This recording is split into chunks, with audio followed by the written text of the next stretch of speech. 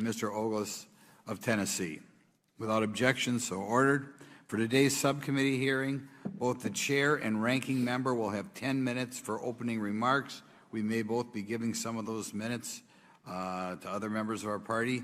I'm now going to recognize myself for 10 minutes. I'm actually going to try to get out of here in about 4, and then we'll give it to some of my friends over here.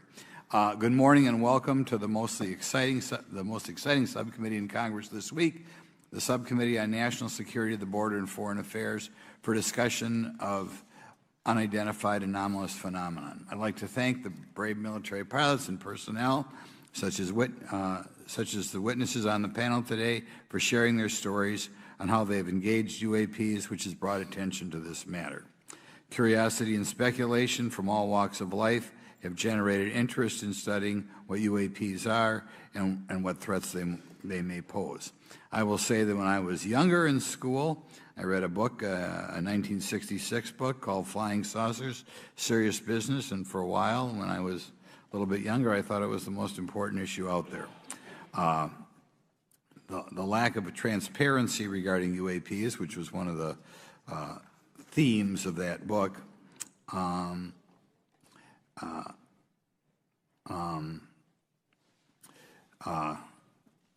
in any event, it's led to interest in studying what UAPs are and what threats they pose. The lack of transparency regarding UAPs has fueled wild speculation and debate for decades, eroding public trust in the very institutions that are meant to serve and protect them, as is evidenced by the large number of people we have here. I also want to point out in 1966, President Gerald Ford claimed to have seen a UFO, and in 1969 in Georgia, Jimmy Carter claimed to have seen a UFO. So this has led Congress to establish entities to examine UAPs. The National Defense Authorization Act of 2022 established the All-Domain Anomaly Resolution Office, or AARO, to conduct or to coordinate efforts across the Department of Defense and other federal agencies to detect, identify, and investigate UAPs. However, AARO's budget remains classified, prohibiting meaningful oversight from Congress. In addition to AARO's efforts, NASA is leading an independent study on UAPs that will identify how UAP data is gathered from both civilian and government entities that can be analyzed to shed light on the topic. However, despite these offices being established, there lies a pressing demand for government transparency and accountability that cannot be overlooked, and that's been a problem that's been around for 50 years. The Biden administration handling of the Chinese spy balloon that violated U.S. airspace is one example how the government is not prepared for these. The Biden administration's description of events has shown that the government continues not to be forthright. Between the Chinese balloon being shot down and 2 UAPs subsequently shot down following the event earlier this year, the U.S. government spent $1.5 million in taxpayer dollars on missiles, yet we have seen little clarity from the Biden administration. We must demand transparency from the Department of Defense, our intelligence community, and our defense industry on the UAP work. We're going to ask some questions about that today. Congress recognizes the subject of UAPs as multifaceted and requires a careful, data-driven approach. Today, we'll see clarity from these witnesses' testimonies, or we'll seek clarity as to what can be done to improve reporting for military and civilians and remain committed to objective inquiry. Congress should work to ensure that knowledge is not driven by fear. Today, we are not just debating the existence of UAPs, we are deliberating on the principles that define our republic, which is a commitment to transparency and accountability. I look forward to hearing from our witnesses today about ways we can improve government efficiency and openness when it comes to UAPs. I thank each of you for your presence here today and for your dedication to safeguarding the interests of the American people. I look forward to your testimony. Now I'm going to turn it over for 2.5 or 3 minutes to Representative Burchett from Tennessee. Thank you, Mr. Chairman. Thank you all for being here. I want to thank everybody for making this happen today, and I want to remind everybody this is a nonpartisan issue. This has nothing to do with party politics. I think the cover-up goes a lot deeper than that. I also want to thank my colleagues, Representative Anna Paulina Luna, sitting beside me here, Jared Moskowitz, my friend across the aisle, has an incredible mind, and I'm anxious to hear his questions, my buddy Eric Burleson, And it's not in my notes here, but Matt Gates. If it hadn't been for Matt Gates, myself, him, and Luna would still be down at Eglin Air Force Base trying to get some answers. He's got an incredible legal mind. Also, I know I saw it in the crowd there, George Knapp, my buddy Jeremy Corbell. They're not witnesses, but they've provided some statements on this subject, and I seek unanimous consent to enter those statements into the record, Mr. Chairman. Without objection. Also, would like to enter in, I understand now that this is unclassified and it's public record, but as we all know, that's sometimes difficult for the public to get a hold of. A report, Defense Intelligence reference documents, advanced space propulsion based on vacuum, space-time metric engineering, some light reading for some of our members. Without objection. Thank you. Mr. Knapp wrote, since 1969, the position of our military has been that UFOs pose no threat to national security and are not worthy of further study. I'd say that's the biggest understatement of the decade. He also goes on to talk about the dismissive attitude. It's at odds with what was revealed in documents, reports, and internal memos. And Mr. Cabral says, as he writes these words, the UFO is emerging as a major topic of global importance. I can state that as a fact. Out there, I met a fellow who came in here all the way from Denmark to be here for this meeting. So this is huge. This is worldwide.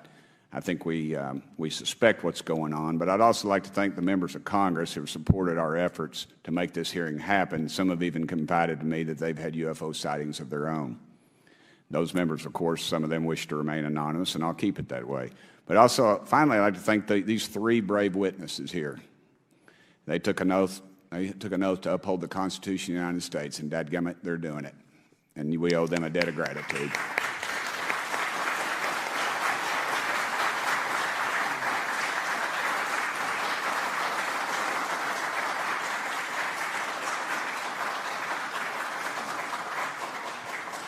Y'all quit clapping. You're cutting in on my time. Just kidding. These folks, they've got nothing to gain from this, and I think you're going to find out that they've endured quite a few slings and arrows. We need to remember them in our prayers and their families. And I'm thankful to them for their honest testimonies. They have done interviews and appeared in documentaries like Accidental Truth to get their stories out there, and now they are all here to testify under oath for Congress. It's been so difficult to get here today. I've said, in the Baptist church, we'd say that the devil's in our way. And the devil has been in our way through this thing. We've run into roadblocks from members, from the intelligence community, the Pentagon. I proposed legislation to go in the FAA reauthorization that just said if an airline pilot has a sighting, that when he makes that report to the FAA, that it would come to Congress. But I was told that the intelligence community did not like that, and the amendment was not even heard in committee. I think it's time for this country to take back our country. We need to tell the folks at the Pentagon they work for us. Dadgummit, we don't work for them. And that's exactly the point. This is an issue of government transparency. We can't trust a government that does not trust its people. We're not bringing little green men or flying saucers into the hearing. Sorry to disappoint about half y'all. We're just going to get to the facts. We're going to uncover the cover-up, and I hope this is just the beginning of many more hearings and more people coming forward about this. And I yield back the remainder of my time. I think, is it to Representative Luna, Mr. Chairman, or is that? Yeah, we'll call Ms. Luna for her statement. The circumstances surrounding UAPs has captivated the attention of the American people for decades, ingrained in even the minds of our nation's leaders from Jimmy Carter to Barack Obama, Hillary Clinton to Donald Trump, Marco Rubio to Chuck Schumer, John Radcliffe to National Security Council officials. Yet from Roswell, New Mexico to the coast of Jacksonville, Florida, the sightings of UAPs have rarely been explained by the people who have firsthand accounts of these situations. This is largely due to the lack of transparency by our own government and the failure of our elected leaders to make good on their promises to release explanations and footage and mountains of overclassified documents that continue to be hidden from the American people. This isn't just how I feel. In fact, the American people largely believe that the government has actively covered up the truth about UAPs. One poll in particular found that 68% of Americans believe that the government is hiding information about UAPs and not being honest about what we know about them. And from my personal experience, I believe the same thing. Another poll found that nearly half Americans believe that the federal government is doing a very bad or somewhat bad job of dealing with reports of UFO sightings. As Representative Burchett just referenced on the FAA bill that just went through, you can tell that that's exactly happening.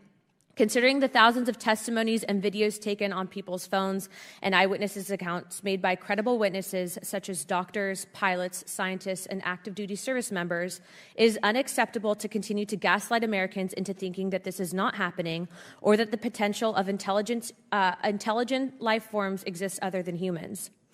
Even more alarming is the fact that these eyewitnesses are many times service members and have no assurance that their lives will not be negatively impacted or even harmed by their experiences. In being an active duty service member working on an airfield, I've had conversations with many pilots where they were in fear of coming forward for retribution and or being taken off flight status. How do we know this? Because the government has said nothing to assure us otherwise. They have also did nothing to calm the concerns of over 20% of Americans who have reported to have seen UFOs or UAPs. We are simply told not to question the government and that the government has it under control. Today is the first hearing of its kind where we will attempt to get down to the bottom of what is actually happening with UAPs. But we will hear from people who have had personal sightings rather than Pentagon bureaucrats who have always been sent to stonewall our investigations. Just so that the press knows and the people know, we were even denied access to a classified briefing in a SCIF prior to this hearing due to the amount of hoops that we had to jump through to grant temporary clearance to witness Grush, who has knowledge of classified information. It is time to have an open-minded discussion on this topic, to hear the evidence and understand the magnitude of what this means, not just for our nation, but for humanity. Thank you, Chairman. I yield back the rest of my time. Thank you very much, and I'd like to thank you and Mr. Burchett for bringing this topic to my attention. Now we'll recognize National Security Subcommittee Ranking Member Garcia for 10 minutes. Well, thank you, Mr. Chairman, and I want to thank first our witnesses for joining us today. I want to begin by thanking you all for your service to our country and for sharing your voices today and your courage to be here as well. To Mr. Graves, particularly grateful to you to spend some time that we had for you to share with candor some of your experiences, so I appreciate that as well.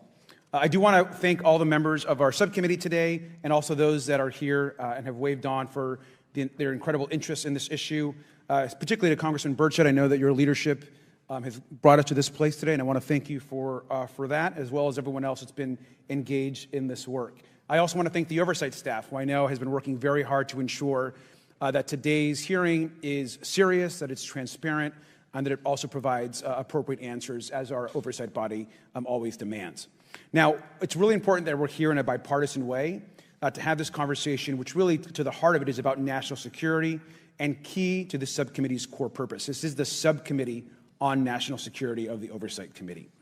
Now, our witnesses will testify today that UAPs have posed a serious safety threat, and we must understand this. More broadly, we're dealing with real questions that get to the heart of our faith in government. Faith in our institutions, as we all know, is at an all-time low. Partisanship and alternative facts make it too easy to doubt narrative or our institutions. But this hearing will offer the public unique perspectives, building on years of reporting by both federal agencies and the independent media. Now, some of the earliest reporting on this issue was a groundbreaking 2017 New York Times report, which revealed research, as we know now, on unidentified anomalous phenomena, as many call UFOs, by the Defense Intelligence Agency. Mr. Graves and Commander Favor's experiences with UAPs have also been documented by the public, not just by the New York Times, but CNN and many other national news outlets. Now, the Office of the Director of National Intelligence has published public reports documenting UAPs, and on June 9, 2022, NASA announced that the agency is commissioning a study to, of course, examine unidentified anomalous phenomena. Now, the sheer number of reports, whistleblowers, and stories of unidentified anomalous phenomena should raise real questions and warrant investigation and oversight, and that's why we are here today. Now, pilots have reported encounters for years. Now, because of the stigma around reporting these incidents, we still don't have a complete picture of actually what's going on, particularly as our witnesses will testify on the civilian side, and that is a real problem that we have today in the country. Now, it's very important that we show that Democrats and Republicans in Congress can come together in a bipartisan way to cut through misinformation and to look at the facts in a serious and thoughtful manner. If we are to advance oversight and public disclosure, we must also gain the broad support of the public. We will succeed getting facts out to the public faster if there is a broad public support as part of the process. Now, I understand fully the Department of Defense is hesitant to share information that could also undermine our national security by revealing information on the capabilities of our own aircraft, our sensors, and other sensitive material. At the same time, many people believe that we're withholding information from them, and that is dangerous also. I believe in openness and transparency. That is also the role of Congress, and I want to trust that the American people will be able to weigh the evidence and make up their own minds. Now, we have incidents where sensors, sometimes even multiple types of sensors, detect things that we cannot explain. UAPs, whatever they may be, may pose a serious threat to our military or civilian aircraft, and that must be understood. Now, my career and training as a longtime and career educator and teacher and researcher tell me that we should never rule anything out. We know that our space, of course, is vast and undiscovered. I also want to note that Mr. Sean Kirkpatrick, director of the All-Domain Anomaly Resolution Office, the component of the DoD office that investigates UAP data, has testified before the Senate this year that his unit has found no evidence of extraterrestrial activity. NASA has also stated that they don't have evidence of extraterrestrial life either, and we've heard this, of course, from some of our government agencies. And we should remind viewers and witnesses, which I think is really important, that we also cannot share classified information in public settings. But questions, of course, remain that people want to see data and information for themselves. The enormous interest in the hearing today underscores the importance of a fair and open look at the evidence from witnesses who can share their unique perspectives. Now, I know I certainly have a lot of questions, and I know that all the members of our committee do as well. We should come to this hearing with an open mind, and we should not let our existing ideas restrict us on either side. I hear over and over from many agencies the stigma around reporting and investigating UAPs prevents us from getting real answers. We know that whistleblowers have reported harassment, intimidation, or stigma as well, and this is not acceptable. If people can't report incidents which would have national security or safety implications, then that also has serious consequences for us. As ranking member of this subcommittee, I know my job would be completely impossible if whistleblowers or others feel intimidated to come before this committee. We can't be afraid of asking questions, and we can't be afraid of the truth. I'm proud to say that this hearing builds upon bipartisan work by members of the House and Senate dating many years back, which has sought to increase awareness within the Department of Defense and to mandate more of Congress of UAPs. We know the Senate is taking up an amendment to their defense authorization bill, which will create a commission with broad declassification authority, and we should all agree that that is an important step. Members of both parties and senior officials in multiple administrations have taken an interest in this issue, and we're proud to carry and build that confidence in the American people. This hearing will also not be the end of this discussion, but a new chapter and start to years and years of work that many folks, both in the public and within government, have been working on. We should encourage more reporting, not less, on UAPs. The more we understand, the safer we will be. We will hear testimony from witnesses today with a long record of service to the American people and with subject matter expertise. Our witnesses have a unique opportunity to share their perspective, insights, and their experiences with the American people. And I encourage all of my colleagues to engage with these difficult questions with an open mind and to follow the facts on behalf of our country. I also just want to say more broadly that we should look at this hearing and believe that everything is on the table as it relates to UAPs. I think an open mind is absolutely the best. I want to yield the 2.5 minutes, the remainder of my time, to the representative from Florida, Representative Moskowitz, for an opening statement. He also has been very much engaged in this issue, and I want to thank him for his leadership. Congressman. Thank you, Ranking Member Garcia. Thank you, Mr. Chairman. I want to thank Tim Burchett and Anna Paulina Luna for their leadership in pushing this hearing forward. I want to thank, obviously, committee staff and their staff working on this on a bipartisan basis because many Americans are deeply interested in this issue, and it shouldn't take the potential of non-human origin to bring us together. Additionally, I want to thank the witnesses for coming forward to share your perspectives, your thoughts, and the sightings of UAPs. Unlike other hearings many times in Congress, you're not here to help a political party, but you're here to share information with the American people. And it's not something that is just going on in this administration. It's something that's spanned many administrations. For decades, many Americans have been fascinated by objects mysterious and unexplained, and it's long past time that they got some answers. The American public has a right to learn about technologies of unknown origins, non-human intelligence, and unexplainable phenomena.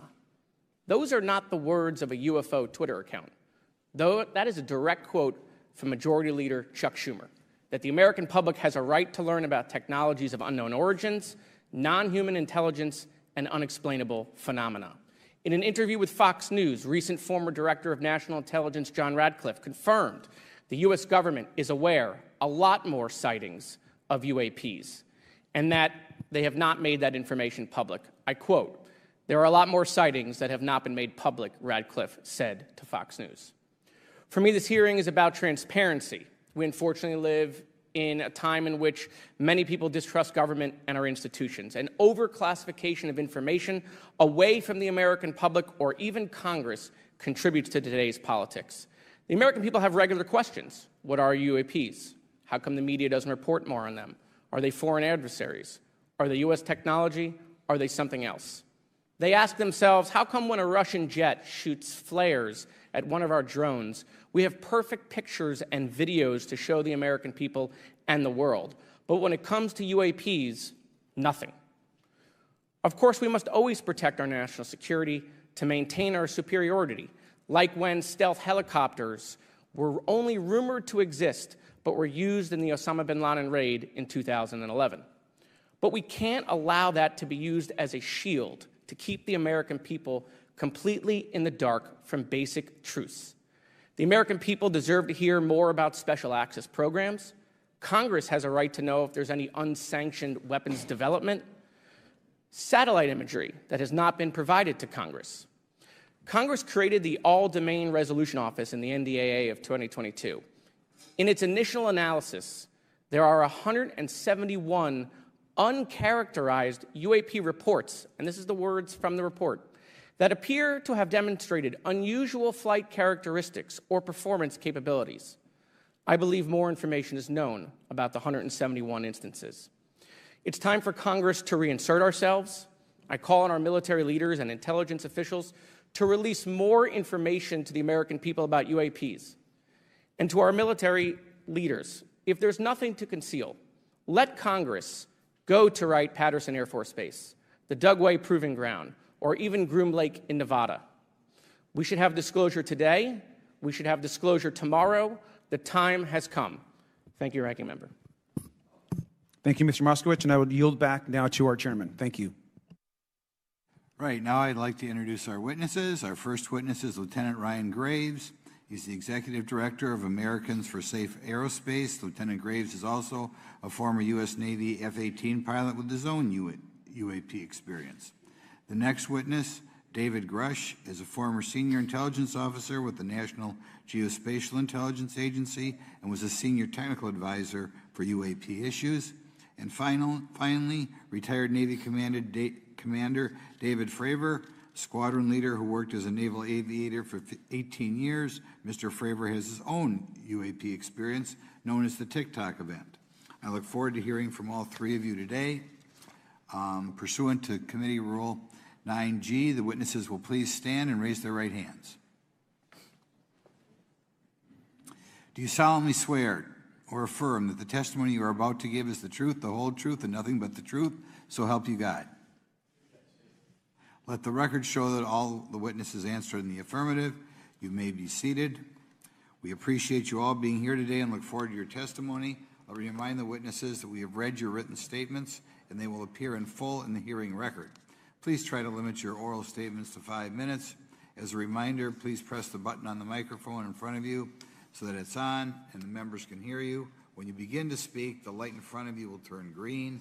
After 4 minutes, it'll turn yellow, and the red light, when that comes on, it tells you your 5 minutes have expired.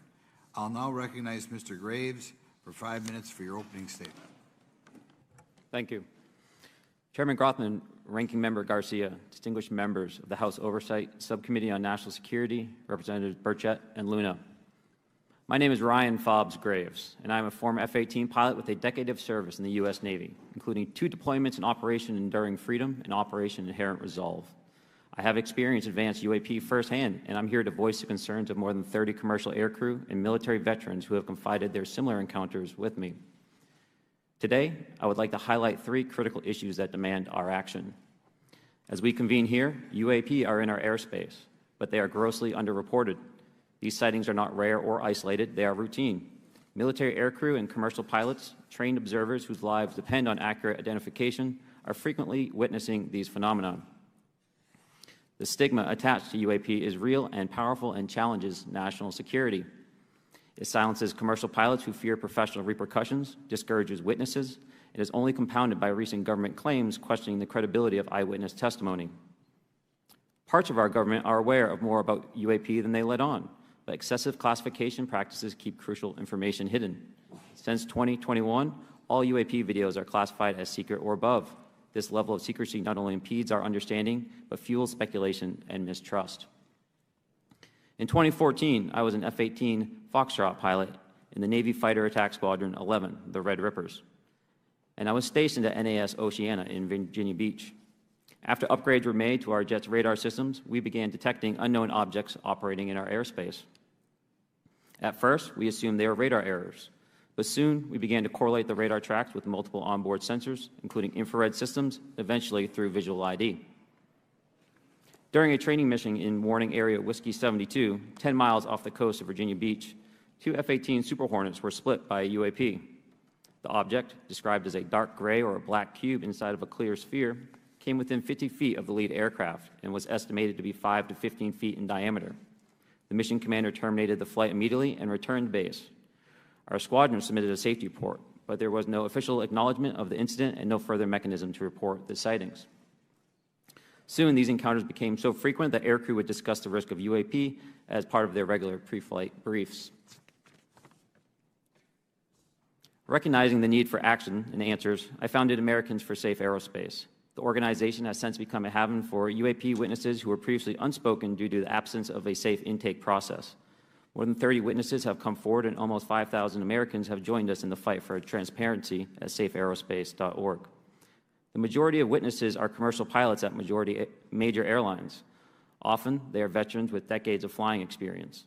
Pilots are reporting UAP at altitudes that appear above them at 40,000 feet, potentially in low Earth orbit or in the gray zone below the Kármán line, making inexplainable maneuvers like right-hand turns and retrograde orbits or J-hooks. Sometimes these reports are reoccurring, with numerous recent sightings north of Hawaii and in the North Atlantic. Other veterans are also coming forward to us regarding UAP encounters in our airspace and oceans. The most compelling involve observations of UAP by multiple witnesses and sensor systems. I believe these accounts are only scratching the surface, and more will share their experiences once it is safe to do so. In closing, I recognize the skepticism surrounding this topic. If everyone could see the sensor and video data I witnessed, our national conversation would change. I urge us to put aside stigma and address the security and safety issue this topic represents. If UAP are foreign drones, it is an urgent national security problem. If it is something else, it is an issue for science. In either case, unidentified objects are concerned for flight safety. The American people deserve to know what is happening in our skies. It is long overdue. Thank you. Mr. Rush? Mr. Chairman, ranking members and congressmen, thank you. I'm happy to be here. This is an important issue, and I'm grateful for your time. My name is David Charles Grush. I was an intelligence officer for 14 years, both in the U.S. Air Force, both active duty, Air National Guard, and Reserve, at the rank of major, and most recently from 2021 to 2023, at the National Geospatial Intelligence Agency, NGA, at the GS-15 civilian level, which is the military equivalent of a full bird colonel. I was my agency's co-lead in unidentified anomalous phenomena and transmedium object analysis, as well as reporting to the UAP task force, UAPTF, and eventually, once it was established, the All-Domain Anomaly Resolution Office, AARO. I became a whistleblower through a PPD-19 urgent concern filing in May 2022 with the Intelligence Community Inspector General. Following concerning reports from multiple esteemed and credentialed current and former military and intelligence community individuals that the U.S. government is operating with secrecy above congressional oversight with regards to UAPs. My testimony is based on information I've been given by individuals with a long-standing track record of legitimacy and service to this country. many of whom also have shared compelling evidence in the form of photography, official documentation, and classified oral testimony to myself and my various colleagues. I have taken every step I can to corroborate this evidence over a period of 4 years while I was with the UAP Task Force and do my due diligence on the individual sharing it. This is because of these steps, I believe strongly in the importance of bringing this information before you. I am driven by a commitment of both to truth and transparency, rooted in our inherent duty to uphold the United States Constitution and protect the American people. I'm asking Congress to hold our government to this standard and thoroughly investigate these claims. But as I stand here under oath now, I am speaking to the facts as I've been told them. In the U.S. Air Force, in my National Reconnaissance Office, NRO, reservist capacity, I was a member of the UAP Task Force from 2019 to 2021. I served at the NRO Operations Center on the Director's Briefing staff, which included the coordination of the Presidential Daily Brief and supporting variety of contingency operations, which I was the Reserve Intelligence Division Chief backup.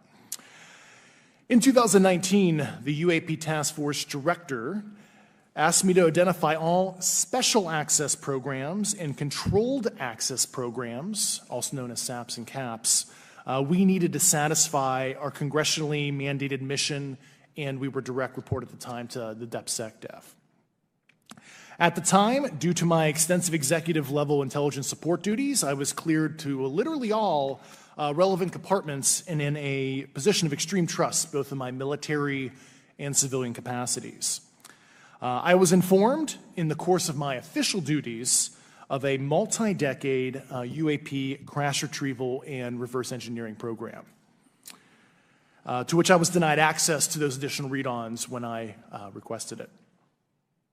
I made the decision, based on the data I collected, to report this information to my superiors and multiple inspectors general, and in effect becoming a whistleblower. As you know, I've suffered retaliation for my decision, but I am hopeful that my actions will ultimately lead to a positive outcome of increased transparency. Thank you, and I'm happy to answer your questions. Thank you. Commander Fravor? Thank you. Thank you, Mr. Chairman, Congressmen, Congresswomen. I want to first thank you for the invitation to speak to the committee on the UAP topic that has been in the news for the past 6 years and seems to be continuing to gain momentum. As you know, my name is David Fravor. I'm a retired commander in the United States Navy. In 2004, I was a commanding officer of Strike Fighter Squadron 41, the world-famous Black Aces. We were attached to Carrier Wing 11, stationed on board the USS Nimitz, and had begun a 2-month workup cycle off the coast of California. On this day, we were scheduled for a 2v2 air-to-air training with the USS Princeton as our control. When we launched off Nimitz, my wingman was joining up. We were told that the training was going to be suspended and we were going to proceed with real-world tasking. As we proceeded to the west, the air controller was counting down the range to an object that we were going to, and we were unaware of what we were going to see when we arrived. The controller had told us that these objects had been observed for over 2 weeks, coming down from over 80,000 feet, rapidly descending to 20,000 feet, hanging out for hours, and then going straight back up. For those who don't realize, above 80,000 feet is space. We arrived at the location at approximately 20,000 feet, and the controller called merge plot, which means that our radar blip was now in the same resolution cell as the contact. As we looked around, we noticed that we saw some whitewater off our right side. It's important to note that the weather on this day was as close to perfect as you could ask for off the coast of San Diego. Clear skies, light winds, calm seas, no whitecaps from waves. So the whitewater stood out in a large blue ocean. All 4 of us, because we were in F-18Fs, so we had pilots and Wizzo in the back seat, looked down and saw a white tic-tac object with a longitudinal axis pointing north-south and moving very abruptly over the water like a ping-pong ball. There were no rotors, no rotor wash, or any sign of visible control surfaces like wings.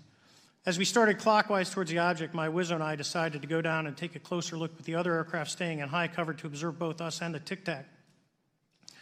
We proceeded around the circle about 90 degrees from the start of our descent, and the object suddenly shifted its longitudinal axis, aligned it with my aircraft, and began to climb. We continued down another 270 degrees, nose low, where the tic-tac, or we considered 270 degrees to where, and we went nose low to where the tic-tac would have been. Our altitude at this point was about 15,000 feet, and the Tic Tac was about 12,000. As we pulled nose onto the object, within about a half mile of it, it rapidly accelerated in front of us and disappeared. Our wingmen, roughly 8,000 feet above us, lost contact also. We immediately turned back to see where the whitewater was at, and it was gone also. So as we started to turn back towards the east, the controller came up and said, "Sir, you're not going to believe this, but that thing is at your cat point, roughly 60 miles away in less than a minute." You can calculate the speed. We returned to Nimitz. We were taking off our gear. We were talking to one of my crews that was getting ready to launch. We mentioned it to them, and they went out and luckily got the video that you see, that 90-second video. What you don't see is the radar tape that was never released, and we don't know where it's at, of the active jamming that the object put on an APG-73 radar, and I can get into modes later if you're interested. What is shocking to us is that the incident was never investigated. None of my crew were ever questioned. Tapes were never taken, and after a couple days, it turned into a great story with friends. It wasn't until 2009 until Jay Stratton had contacted me to investigate. Unbeknownst to all, he was part of the ATIP program in the Pentagon led by Lou Elizondo. And there was an official report that came out that's now on the internet. Years later, I was contacted by the other pilot, Alex Dietrich, and asked if I'd been contacted, and I said no, but I'm willing to talk. I was contacted by Mr. Elizondo, and we talked for a short period of time, and he said we'd be in contact. A few weeks after that, I was made aware that Lou had left the Pentagon in protest and joined forces with Tom DeLonge, Chris Mellon, Steve Justice, and others to form Two Stars Academy, an organization that pressed the issue with leading industry experts and U.S. government officials.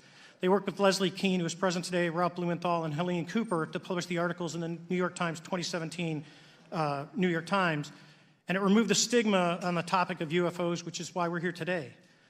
Those articles open the door for the government and public that cannot be closed. It has led to an interest from our elected officials who are not focused on little green men, but figuring out where these craft are, where are they from, the technology they possess, how do they operate. It also led to the Whistleblower Protection Act and the NDAA. There are multiple witnesses coming forward to say that have firsthand knowledge, and Mr. Grush just covered that. What concerns me is that there's no oversight from our elected officials on anything associated with our government processing or working on craft. Believe it not from this world. This issue is not a full public disclosure that could undermine national security, but it is about ensuring that our system of checks and balances works across all work done in the government using taxpayer funds. Relative to government programs, even unacknowledged WAVE programs have some level of oversight by the appropriate committee members in the House and Senate, and this work that is said to be occurring from whistleblower testimonies should not be exempt. In closing, I would like to say that the Tic Tac object we engaged in 2004 was far superior to anything that we had on time, have today, or are looking to develop in the next 10 years. If we in fact have programs that possess this technology, it needs to have oversight from those people that the citizens of this great country elected in office to represent what is best for the United States and best for the citizens. I thank you for your time. Thank you very much. Thank you very much. I know it's very difficult for all of you, all you've done in the past to try to illuminate this issue. Call on myself first for some questions. I'm going to start with Mr. Graves. Are pilots that you interact with as part of your organization, do you feel adequately trained and briefed on how to handle encounters with UAPs? No. Right now, military witnesses to UAP have limited options for reporting UAP. But more concerning is that commercial aviation sector has not adapted to the lessons that the military has implemented. The military and Department of Defense has stated that UAP represent a critical aviation safety risk. We have not seen that same language being used in the commercial markets. They are not acknowledging this risk. Okay. What steps do you think you have to be taken to improve a pilot's UAP reporting, be it military or commercial? Right now, we need a system where pilots can report without fear of losing their jobs. There is a fear that the stigma associated with this topic is going to lead to professional repercussions, either through management or perhaps through their yearly physical check. So having a secure system, reducing the stigma, and making this information available through the public is going to reduce the concerns that aircrew have. Could you just give me a little idea of the degree to which reports in the past are not made public right now? Well, I don't think there has been a proper reporting system to gather those reports and thus not report them. So to answer your question, I think there is a dearth of data due to the fact that the reporting has been limited up to this time. Could you tell me why you believe it's, kind of to play the devil's advocate, a reason why some of this stuff should not be available to the public? There's certainly some national security concerns when we use our advanced sensors in our tactical jets to be able to identify these objects. However, there's no reason that the objects themselves would be classified. I would be curious to see how the security classification guideline actually spells out the different nuances of how this topic is classified from the perspective of UAP, not national security.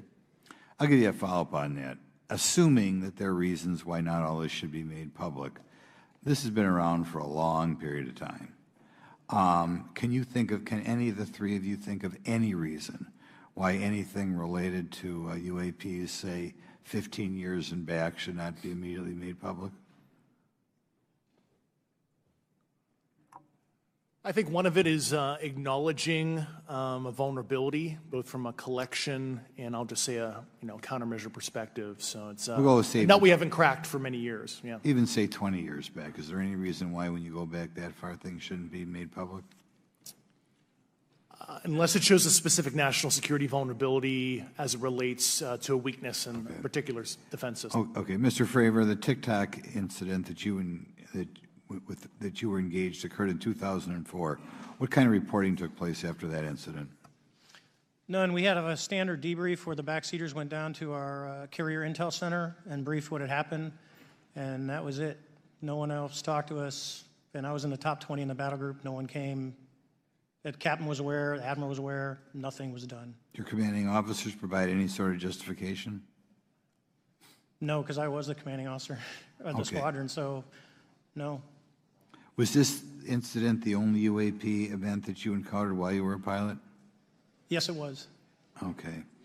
This is for any one of you. Based off of each of your experiences and observations, do you believe UAPs pose a potential threat to our national security? Yes, and here's why. The technology that we faced was far superior than anything that we had, and you could put that anywhere. If you had one, you captured one, you reverse engineered it, you got it to work, you're talking something that can go into space, go someplace, drop down in a matter of seconds, do whatever it wants, and leave, and there's nothing we can do about it. Nothing. Okay. You two? Well, I would also like to add, from a commercial aviation and military aviation perspective, we deal with uncertainty in our operating space as a matter of our professional actions. Identifying friend from foe is very important to us. And so when we have unidentified targets and we continue to ignore those due to a stigma or a fear of what it could be, that's an opening that our adversaries can take advantage of. What steps should be taken to better understand and respond to UAP encounters in the interest of national security? There needs to be a location where this information is centralized for processing, and there needs to be a two-way communication loop so the operators on the front end have a feedback and can get best practices on how to process information, what to do, and to ensure that their reporting is being listened to. Right now, there is not a lot of back and forth. Mr. Grush, in your complaint to the Intelligence Community Inspector General, you claim that you believe information is being hidden. What kind of information do you think was hidden, and do you think it should remain hidden? Yes, I can speak to that very briefly in an unclassified manner. As you know, the preponderance of my complaint was classified to the intelligence communities. Both material acquisition and exploitation activity, also baselining the UAPs but not sharing it with intelligence professionals that are actually doing step briefs to pilots, that kind of information. Yeah. Okay. Thank you very much. Now we'll go to Mr. Garcia. Thank you. Again, thank you all for your service and for testifying today. Want to just talk about UAPs as it relates to what we're seeing in the pilots' interaction with UAPs. Particularly, Mr. Graves, one of the concerns that for members of this committee is this idea that there's no system to actually report UAPs and the stigma around pilots. And so can you just briefly, you mentioned that you're working with 30 pilots right now that have had encounters with UAPs, but you've also, I believe, discussed and know of many more pilots. This is just those that you're currently working with. Is that correct? Can you expand on that? Certainly. I'll break that down in two ways. First, when we were first experiencing these objects off the eastern seaboard in the 2014 to 2015 time period, anyone that had upgraded their radar systems were seeing these objects. So there was a large number of my colleagues that were detecting these objects off the eastern seaboard. They were further correlating that information with their other onboard sensors, and many of them also had their own eye sightings as well of these objects. Now, that was our personal firsthand experience at the time. Since then, as I've engaged this topic, others have reached out to me to share their experiences, both on the military side as well as the commercial aviation side. On the military aviation side, veterans that have recently got out have shared their stories and have expressed how the objects we were seeing in 2014, 2015 continued all the way to 2019, 2020, and beyond. And so it became a generational issue for naval aviators on the eastern seaboard. This was something we were briefing to new students. This is something that was included in the notice to airmen to ensure that there was no accidents. And now with commercial aviators, they are reaching out because they're having somewhat similar experiences as our military brothers and sisters, but they do not have any reporting system that they can send this to. And let me just add, both to Mr. Fravor as well as Mr. Graves, not having this system for reporting, would you both agree that is harmful to not just our national security interests, but to understand this phenomenon of what's happening with UAPs? I think it's actually a travesty that we don't have a system to correlate this and actually investigate. So if you took the East Coast, there's coastal radars out there that monitor our air defense identification zone, so out to 200 miles. They can track these, so when you see them, they could actually go and pull that data and get maneuvering. And instead of just having the airplanes, there's other data sources out there. And I've talked to other government officials on this. So you need a centrally located repository that these reports go to. So if you just stuck it in DOD, you wouldn't get anything out of the Intelligence Committee because they have a tendency not to talk. But if you had a central location where these reports would come in, not just military, but also commercial aviation, because there's a lot of that going on, especially if you talk to anyone that flies from here to Hawaii, over the Pacific, they see odd lights. So I think you need to develop something that allows you a central point to collect the data in order to investigate. Mr. Graves? I would concur with everything Mr. Fravor said. I'll continue to say that the commercial pilots that have reached out to me through Americans for Safe Aerospace are doing so because they don't feel there's another way for them to report this safety issue. And I think one of the clear outcomes of this hearing already is that there has to be a safe and transparent reporting process for pilots, both on the commercial side and the military side, to be able to report UAPs in a way that's also transparent, but also understands the scope of our national security interests and what may be classified or not. But I think there has to be some sort of system, and so that's something that I hope can be an outcome that this committee can work on. Is there anything else for the two of you briefly beyond this reporting system that you think that we can do as a government to encourage and facilitate more civilian reporting? I think we're doing it right now. Okay, great. I think this hearing is going to show the American people that their government takes this topic seriously. And how about civilians that may not be pilots? What kind of process could be in place for civilians who are not pilots, who may have UAP encounters? Do either of you have any suggestions that could facilitate that? My recommendations would be to make that a sensor-centric operation in order to make it as objective as possible. Okay. Sir, Mr. Fravor? No, I agree with Mr. Graves on that. Okay. Just briefly, I also just want to note, particularly for the two pilots, and I have a question for Mr. Grush. One of the things that I found fascinating in our discussion, Mr. Graves, last night as well, is that you both described UAPs and formations and the way they are observed in space or in our air, and the way that they move is essentially ways in which current technology or aircraft that we know of are unable to actually function or move. And so will you just, for the public record, again, once again, briefly just either describe or note that aircraft that are being witnessed, particularly by the 30 folks that you're working with, are essentially outside the scope of anything that we know of today and the technology we have today. Mr. Graves, Mr. Fravor? Yes, the objects that are being seen by commercial pilots are performing maneuvers that are unexplainable due to our current understanding of our technology and our capabilities as a country, and that applies for the military as well. Mr. Fravor? Yeah, I concur with that. We have nothing that can stop in midair and go the other direction, nor do we have anything that can, like in our situation, come down from space, hang out for 3 hours, and go back up. Thank you. My last question, and sometimes I know that you have also said some of these answers in the past, but we're trying to get them on the public record as well, which is really important. Mr. Grush, finally, do you believe that our government is in possession of UAPs? Absolutely, based on interviewing over 40 witnesses over 4 years. And where?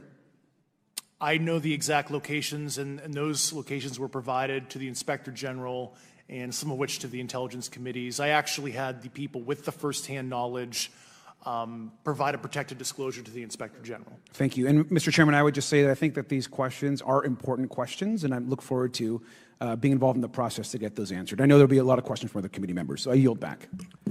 Thank you. We'll go to Mr. Burchett himself.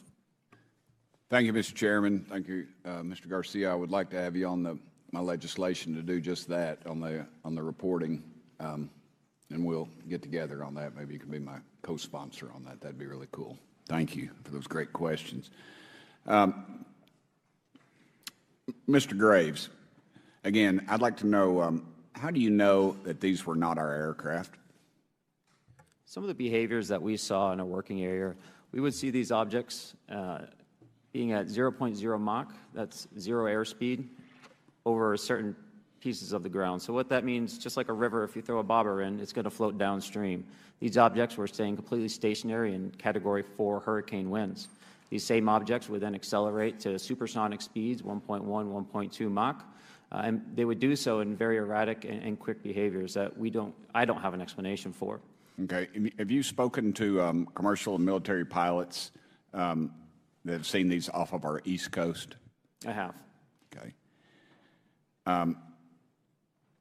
Mr. Favor, I noticed that in the Tic Tac video, it's Tic Tac like the candy, not TikTok like the Chinese Communist app. That's correct. Yes, sir. I just want to make that because my daughter corrected me on that and called me a boomer and said, "Hey, boomer," and I said, "No, baby, it's Tic Tac like the candy. You're going to have to just look it up."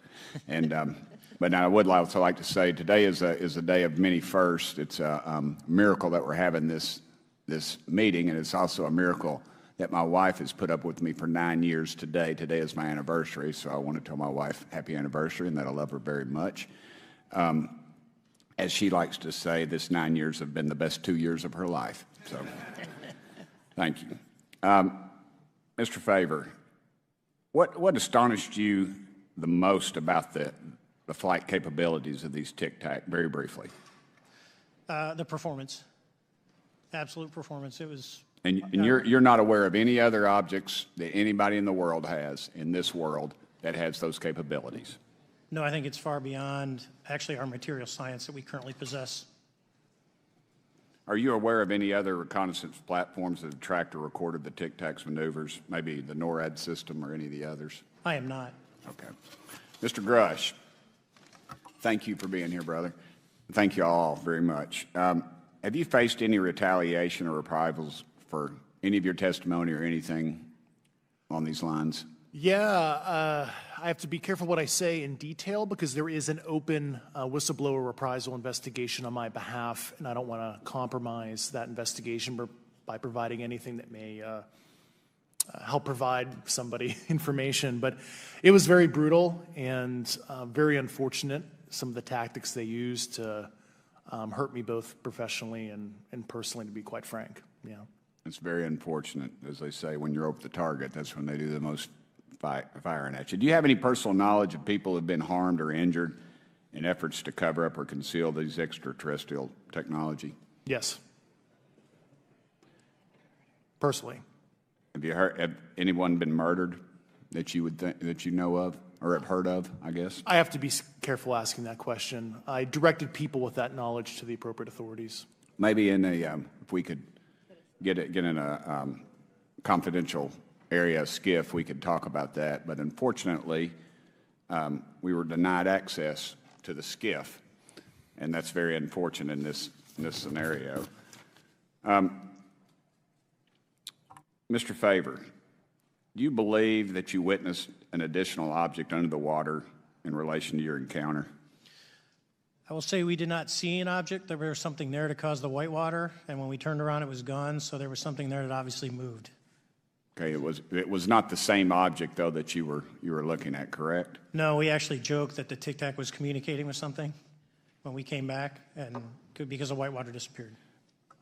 We were in another instance. We're told about the capabilities of a jamming during viewing of when there were some people chasing some of these objects. Did you experience any of that jamming or interrupting your radar or weapons system? My crew that launched after we landed experienced significant jamming to the APG-73 radar, which was what we had on board, which is a mechanically scanned, very high-end system prior to the APG-79. And yes, it did pretty much everything you could do: range, velocity, aspect, and then it spit the lock, and the targeting pod is passive. That's what we were able to get the video on. I'm about to run out of time, but are you aware of any of our enemies that have that capability? No. Okay. Would also like to note for the record that, like George Knapp, breaking Area 51, he's the reason I knew about that. And the reason I know about the Tic Tacs is Leslie Keene from New York Times article, and I would encourage everybody to read that. Thank you, Mr. Chairman. I yield back to you for no time. Very good. Mr. Raskin? Thank you, Mr. Chairman. Mr. Graves, you reported UAP encounters during training flights, I think, and have since come forward to warn the Pentagon that these encounters may be putting pilots at risk. My first question is, you've identified these as taking place on the East Coast. Is it just on the East Coast where these encounters have been reported? No. Since the events initially occurred, I've learned that the objects have been detected essentially where all operations, Navy operations, are being conducted across the world. And that's from the All-Domain Anomaly Resolutions Office reporting. All right. Can you describe your experience after you decided to come forward and go public with your experience? Certainly.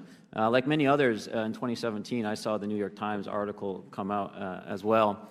And for me, it was special because I recognized the voices on the video. I recognized the video itself. I had seen it when it was taken. I seen it when it was debriefed. And so that was kind of shook me because I realized that this problem was still ongoing. And so I reached out to colleagues back on the East Coast and realized that this was still a safety risk that they were dealing with, that they had essentially hit a wall with how they could move forward on this conversation. It was at that point when I decided to try to move the conversation forward myself. Are there common characteristics to the UAPs that have been cited by different pilots, and can you describe what the convergence of descriptions is? Certainly. We were primarily seeing dark gray or black cubes inside of a clear sphere. I'm sorry, dark gray or black cubes? Yes, inside of a clear sphere, where the apex or tips of the cube were touching the inside of that sphere. And that was primarily what was being reported when we were able to gain a visual tally of these objects. And that occurred over almost 8 years. And as far as I know, it's still occurring. I take it that you're arguing what we need is real transparency in a reporting system so we can get some clarity on what's going on out there, because there are many pilots in your situation, but we should have a way of developing a systematic inventory of all of such encounters. Is that right? Yes, and I think we need both transparency and the reporting. We have the reporting, but we need to make sure that information can be promulgated to commercial aviation as well as the rest of the populace. Mr. Grush, what about you? What was your experience after you came forward? Well, it's only been about 2 months or so I guess my experience has been overwhelming support from former colleagues of mine that have privately messaged me, and I do appreciate that. But I do have knowledge of active planned reprisal activity against myself and other colleagues, and it's very, very upsetting to me. Coming from where? Certain senior leadership at previous agencies I was associated with. And that's all I'll say publicly, but I can provide more details in a closed environment. Okay. Well, I hope you understand that there would be bipartisan rejection of any attempt to vilify, demonize, or engage in other reprisals against our witnesses and people who are telling the truth from their perspective. Yeah, there were certain colleagues of mine that were brutally administratively attacked, and it actually makes me very upset as a leader to see that happen to other coworkers and actually superiors of mine over the last 3 years. How do you account for that response? That seems like a bizarre response. I call it administrative terrorism. That's their quiver, their tool in the toolbox to silence people, especially the career government service cares about their career, cares about their clearance, their reputation to climb the ladder. And when you threaten that career path, a lot of people back off. But I'm here to represent those people. So, Mr. Fravor, what about you? What has your experience been since you've come forward with your perspective on this? Actually, I've been treated very well. And the 6 people that were involved, myself included, all of them have or will be retiring from the military as 05s or 06s. And all my friends that are very senior, 3 and 4 stars, I've talked to them. They believe, they understand there's a problem. But no, I was actually treated really well. And what is your general interpretation of these phenomena, or what is your current thinking of trying to make sense of them? Well, I'll say, I'm not like a UFO fanatic. It's not me. But I will tell you that what we saw with 4 sets of eyes over a 5-minute period, still, we have nothing close to it. It was amazing to see. I told my buddy I wanted to fly it, but yeah, it's just an incredible technology. All right, Mr. Chairman, thank you very much. I'll yield back to you. Thanks. On to Ms. Luna. Mr. Grush, in speaking to you yesterday, I just wanted to follow up on Representative Raskin's questions. In the last couple of years, have you had incidences that have caused you to be in fear for your life for addressing these issues? Yes, personally. Okay. Yeah. I just want everyone to note that he's coming forward in fear of his life. To put in perspective, if they were really not scared about this information coming out, why would someone be intimidated like that? To your knowledge, are NHIs working with adversarial foreign governments in either technology exchange programs or back engineering programs? I don't have data on that. I'm not sure. Have you heard or you had people come forward to present that evidence? Not that particular evidence that you just espoused. Okay, on the 19th of April, Dr. Kirkpatrick, head of Aero, had said that he did not find any evidence of UAPs. You also stated that you had, in your interview, that you had briefed him on information that you were uncovering, but that he did not follow up with you. Were the items that you divulged to him pertinent to national security? Yes, him and I had a classified conversation in April 2022 before he took over Aero in July 2022, and I provided him some concerns I had. Do you know why he might not have followed up with you? Unfortunately, I cannot read his mind. I wish he did. I was happy to give sage counsel to him on where to look when he took the helm of Aero. Okay, and then my last question for you before I move to Mr. Graves is you received prior approval from the Defense Department to speak on certain issues, correct? Correct, through DOPSR, DoD Pre-Publication and Security Review, and I just want to remind the public, they're just looking from a security perspective. These are my own personal views and opinions, not the department's. Okay, I'm asking that, though, mainly because I think that there are many people that would like to discredit you, so it does bring a certain amount of credibility to your testimony. I'm required by law to do that as a former intelligence officer, or I go to jail for revealing classified information. Yeah, we don't want you to go to jail. My next question would actually be for Mr. Graves. Can you please explain to me in detail the event that occurred at Vandenberg Air Force Base? Certainly. In the 2003 timeframe, a large group of Boeing contractors were operating near one of the launch facilities at Vandenberg Air Force Base when they observed a very large 100-yard sided red square approach the base from the ocean and hover at low altitude over one of the launch facilities. This object remained for about 45 seconds or so before darting off over the mountains. There was a similar event within 24 hours later in the evening. This was a morning event, I believe 8:45 in the morning. Later in the evening, post-sunset, there were reports of other sightings on base, including some aggressive behaviors. These objects were approaching some of the security guards at rapid speeds before darting off. And this is information that was received through one of the witnesses that have approached me at Americans for Safe Aerospace. Was this documented in any official form, whether it was a police blotter? Yes, they had official documentation and records from the event that the witness held over the years. And I'm not going to ask you to do it right now for time reasons, but you would be able to sketch what was witnessed, correct? And have you seen that before on any other equipment and or during your flight time? I have not seen what they've described. This object was estimated to be almost the size of a football field, and I have not seen anything personally that large. Okay, and then another question on follow-up referencing the gimbal video Go Fast incident. Can you just clarify, because to our understanding, the footage was actually cut off at a certain point, but what happens at the end of that video, just for those Americans specifically that are wanting to know about the rest of that footage? Certainly. There was some uncertainty or instability with the object. It seemed to rock a bit, and that's the last last I had seen of the video. Much of the data that I would recommend be analyzed would consist of radar data that would provide precise kinematics on the object as well as the fleet of objects that were operating nearby. Okay, and follow-up, in regards to the reporting procedures that Mr. Garcia had addressed on, as well as Representative Burchett, with the FAA, to your understanding, pilots that are seeing this, commercial airline pilots, are they receiving cease and desist letters from corporations for coming forward with information in regards to safety for potential airline passengers? I have been made privy to conversations with commercial aviators who have received cease and desist orders. So the American public should know that corporations are putting their own reputations on the basic, not the line, but ahead of the safety of the American people. And I think, would you agree with that statement? It appears so. Okay.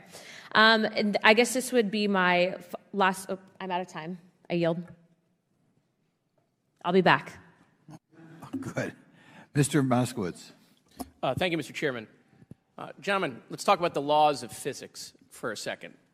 Mr. Graves and Commander Favor, I heard you talk about speed. When those objects broke the sound barrier, did they make a sonic boom? I was in a jet. You can't hear anything. It's kind of loud in there. Yeah, you're not able to actually personally tell within the vehicle. I will say the objects that we were seeing, they were spherical, and they were observed up to Mach 2, which is a very non-aerodynamic shape. What about G-forces? Let's talk about G-forces of those vehicles. Could a human survive those G-forces with known technology today? No. No, not for the acceleration rates that we observed. Okay.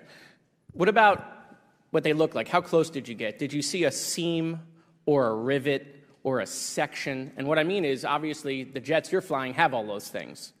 Did these objects have those? Do you want to go, Ryan? I didn't have the detail to be able to tell that.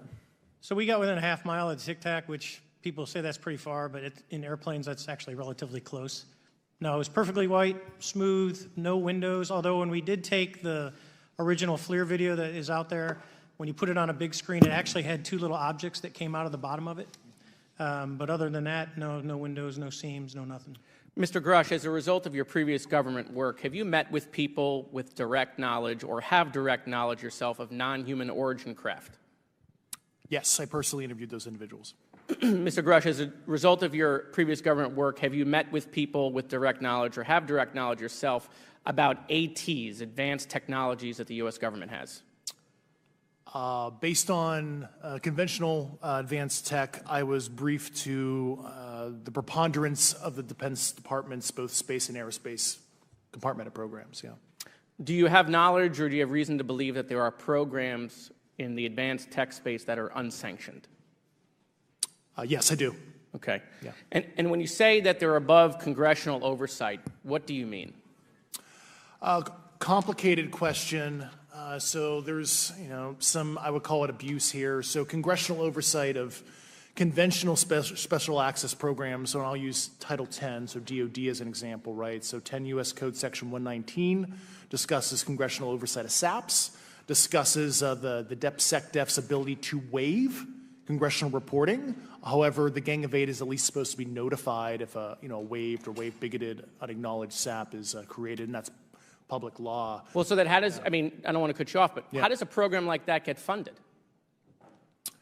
I will give you generalities. I can get very specific in a closed session, but misappropriation of funds and Does that mean self-fund.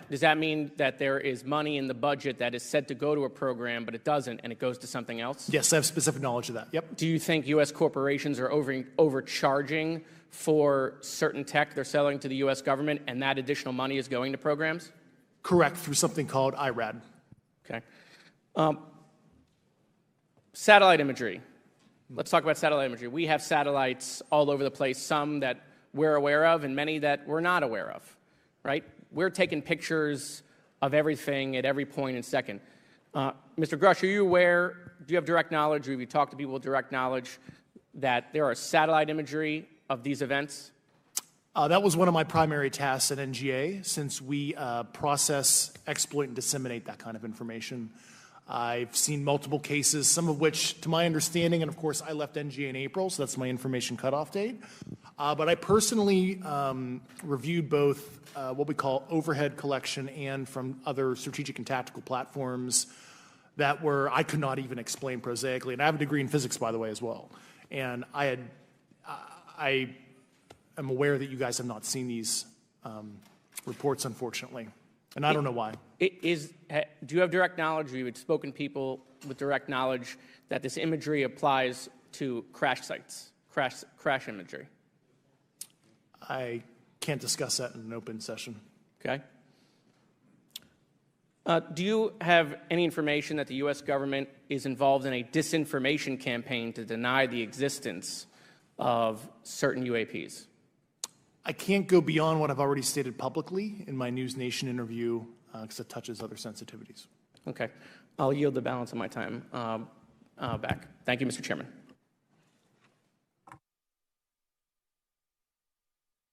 Ms. Fox? Thank you, Mr. Chairman, and I thank our witnesses for being here today. Mr. Garouche, in your sworn testimony, you state that the United States government has retrieved supposedly extraterrestrial spacecraft and other UAP-related artifacts. You go so far as to state that the U.S. is in possession of, quote, non-human spacecraft, end quote, and that some of these artifacts have circulated with defense contractors. Several other former military and intelligence officials have come forward with similar allegations, albeit in non-public settings. However, Dr. Sean Kirkpatrick, the director of AARO, previously testified before Congress that there has been, and I quote, no credible evidence thus far of extraterrestrial activity or of, quote, off-world technology brought to the attention of the office. To your knowledge, is that statement correct? It's not accurate. I believe Dr. Kirkpatrick mentioned he had about 30 individuals that have come to AARO thus far. A few of those individuals have also come to AARO that I also interviewed, Okay. and I know what they provided Dr. Kirkpatrick and their team. Okay. I was able to evaluate Okay, that information. I need to go on. Sure. But my understanding that his statement is accurate, came from a direct quote. And this contradiction is a perfect example of why we need to inject transparency into our government. And for another example, look no further than the pitiful response to the Chinese spy balloon debacle earlier this year. You may remember the mass confusion that ensued when the balloon was first spotted over Montana, 4 days after it first entered U.S. airspace over Alaska. The Biden administration's initial inability to address the object grew into a continuous series of embarrassments. After news of the balloon reached the mainstream media, we were assured that the balloon posed no threat to our security. However, after the balloon was allowed to transit the entire continental United States, fighter jets were scrambled off the coast of South Carolina to shoot it down. This flip-flopping and obfuscation caused needless confusion, fear, and panic across the country. It's my hope, Mr. Chairman, that this sort of confusion will not be repeated.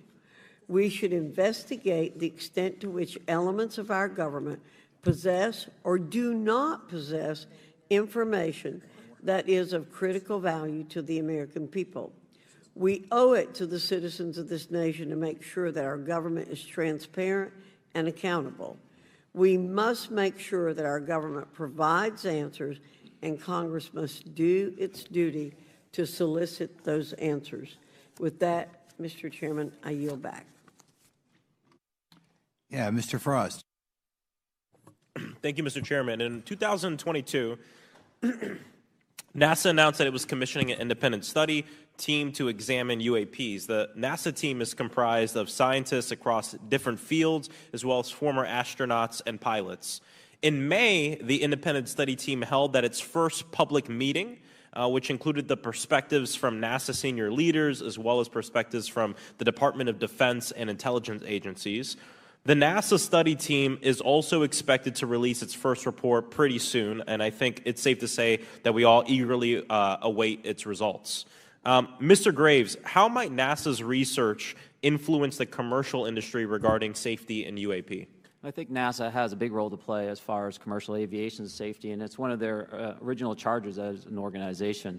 One of the recommendations that have been put forward is to utilize their existing aviation safety reporting system to serve as a short-term fill and trusted platform for pilots that want to report on UAP. It also has built-in analytics capability and is funded by Congress. Gotcha. And also, Mr. Graves, are there any other industries that may be influenced by the NASA research on UAPs? And if so, how so? Well, I think there is a large swath of commercial capabilities that could be brought to bear on this topic, from space-based or ground-based sensor systems that are available open source or through commercial marketplaces. And I think NASA's work, as they work to identify and highlight specific parameters that can be found, we can take that information and promulgate this through the public sector so that we can have a more open conversation about what we're seeing. You know, in 2020, the Department of Defense released several videos of UAPs, including Mr. Freyer's experience, U.S. Navy pilots that recorded footage. In 2021, the Office of the Director of National Intelligence released a preliminary report on UAP events. NASA Administrator Bill Nelson stated that NASA would begin to investigate these events. In fact, I sit on Science, Space, and Technology Committee, and when we were doing a hearing with the NASA Administrator Bill Nelson, I asked, you know, why NASA needed to be fully funded, and there were many great reasons, but one of them was actually had to do with UAPs. He actually mentioned, you know, is there life out there? I don't know. And so either way, these actions ultimately led NASA to assemble the independent study team that I mentioned earlier. Also in 2021, Harvard University stood up the Galileo project to research and examine the origins of UAP. So it seems like both, you know, from NASA and in the higher education community, because of the work that y'all have done and people standing up, you know, I think we're seeing some of that stigma slowly going away. Mr. Freyer, do you believe that military pilots feeling empowered to share their UAP experiences has directly impacted the scientific community's research goals on this topic? I would say yes. I would say that, you know, starting in 2017, when it actually came out, it took that stigma away. I mean, I've talked to multiple senators who said prior to that, if you'd have mentioned UAP, you'd have been laughed off the hill. And now we're sitting here today for a public testimony on what's actually going on. You know, I'm hoping that this curve will be more of an exponential and we'll get more and more transparent to the level that we can. Yeah, I mean, it's important. I couldn't imagine, you know, I'm not a pilot, but I used to fly gliders in Civil Air Patrol. Huh? Yeah. Pilot? I mean, you know. And so either way, I mean, I couldn't imagine, you know, being in the glider and seeing something and then not feeling like I had the agency to talk about it. Mr. Graves, can you discuss the importance of seeking scientists to sit on your advisory board? Absolutely. I think ultimately this is going to be a scientific problem. And not only that, it's also an engineering problem. I've been working with the American Institute of Aeronautics and Astronautics to help them stand up a UAP integration committee to help integrate their engineering prowess into this problem. And so, yes, very much, I think this is an engineering and scientific problem as much as a national security problem. And how might Congress help to facilitate partnerships between the scientific community and the UAP focus groups within government? Well, I think one of the things they can do is to have these types of hearings to communicate to the public that this is a topic of interest. I think that there is a pseudo-market, if you will, of interested capabilities and talent that want to approach this topic, and we're seeing that start to grow now. So I think continued conversation, reduction of stigma is going to allow that to flourish and allow answers to help generate themselves. 100%. Well, thank you all for being here, and thank you for your work. I think it's important that we keep our top scientific minds focused on this issue and look for ways to increase collaboration. Thank you so much. I yield back. Mr. Comer. Thank you, Mr. Chairman. Let me say I want to thank you for having this hearing, and I want to thank Mr. Burchett and Ms. Luna for leading this hearing. And with that, I yield my 5 minutes to Mr. Burchett. Thank you, Mr. Chairman. I'm going to direct this, I believe, to Mr. Grush, but if any of you all feel like you need to jump in, just jump right in. We're good. Has the U.S. government become aware of actual evidence of extraterrestrial, otherwise unexplained forms of intelligence? And if so, when do you think this first occurred? I like to use the term non-human. I don't like to denote origin. Keeps the aperture open, both scientifically. Certainly, like I've discussed publicly previously, 1930s. Okay. Can you give me the names and titles of the people with direct firsthand knowledge and access to some of these crash retrieval programs, and maybe which facilities, military bases the recovered material would be in? And I know a lot of Congress have talked about we're going to go to Area 51, and and there's nothing there anymore anyway. It's just and we move like a glacier. And as soon as we announce it, I'm sure the moving vans would pull up. But please. I can't discuss that publicly, but I did provide that information both to the Intel committees and the Inspector General. And we could get that in the SCIF if we were allowed to get in a SCIF with you. Would that be probably what you would think? Sure, if you had the appropriate accesses, yeah. What special access programs cover this information, and how is it possible that they have evaded oversight for so long? I do know the names. Once again, I can't discuss that publicly and how they've evaded oversight. In a closed setting, I could tell you the specific tradecraft used. All right. When do you think those programs began, and who authorized them? I do know a lot of that information, but that's something I can't discuss publicly because of sensitivities. All right. If any of y'all want to jump in on any of this, you're more than welcome to. What level of security clearance is required to fully access these programs? Well, anybody who has... and I say that because myself, Representative Gates, and Representative Luna were basically turned away at one point at Eglin. So please go right ahead.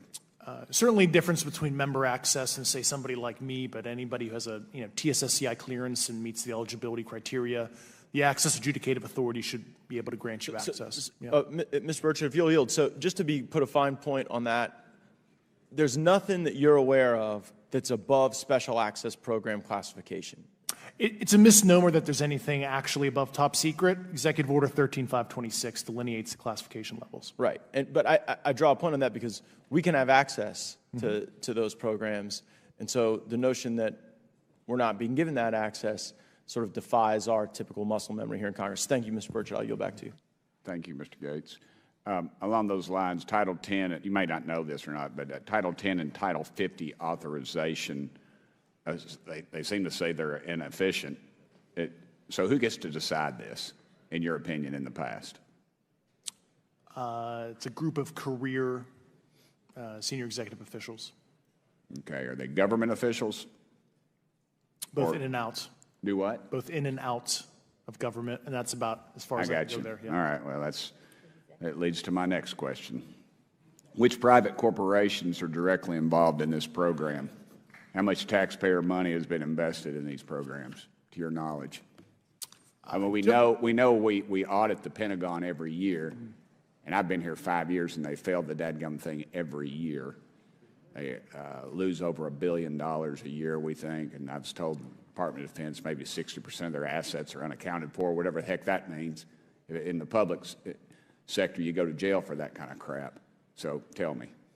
Yeah, I know when I'm a dollar off of my DTS travel voucher, I get hammered, but it seems like it doesn't work the other way. If you sell over $600 worth of stuff on eBay, now you get a call from the IRS. So please, what corporations? Yeah, I don't know the specific metrics towards the end of your question. The specific corporations I did provide to the committees in specific divisions, and I spent 11 and a half hours with both Intel committees. So. Okay, has there been an active U.S. government disinformation campaign to deny the existence of unidentified aerial phenomena?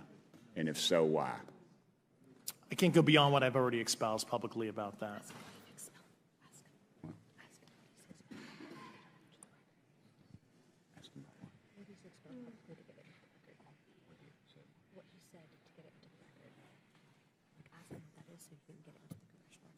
Okay, I've been told to ask you what that is and how to get it in the record. What have you stated publicly in your interviews for the congressional record? If you reference my News Nation interview, and I talk about a multi-decade, campaign to disenfranchise public interest, basically. I've gone. Yeah. Thank you. I apologize, Mr. Chairman. I yield back negative 21 seconds. Thank you. Ms. Ocasio-Cortez?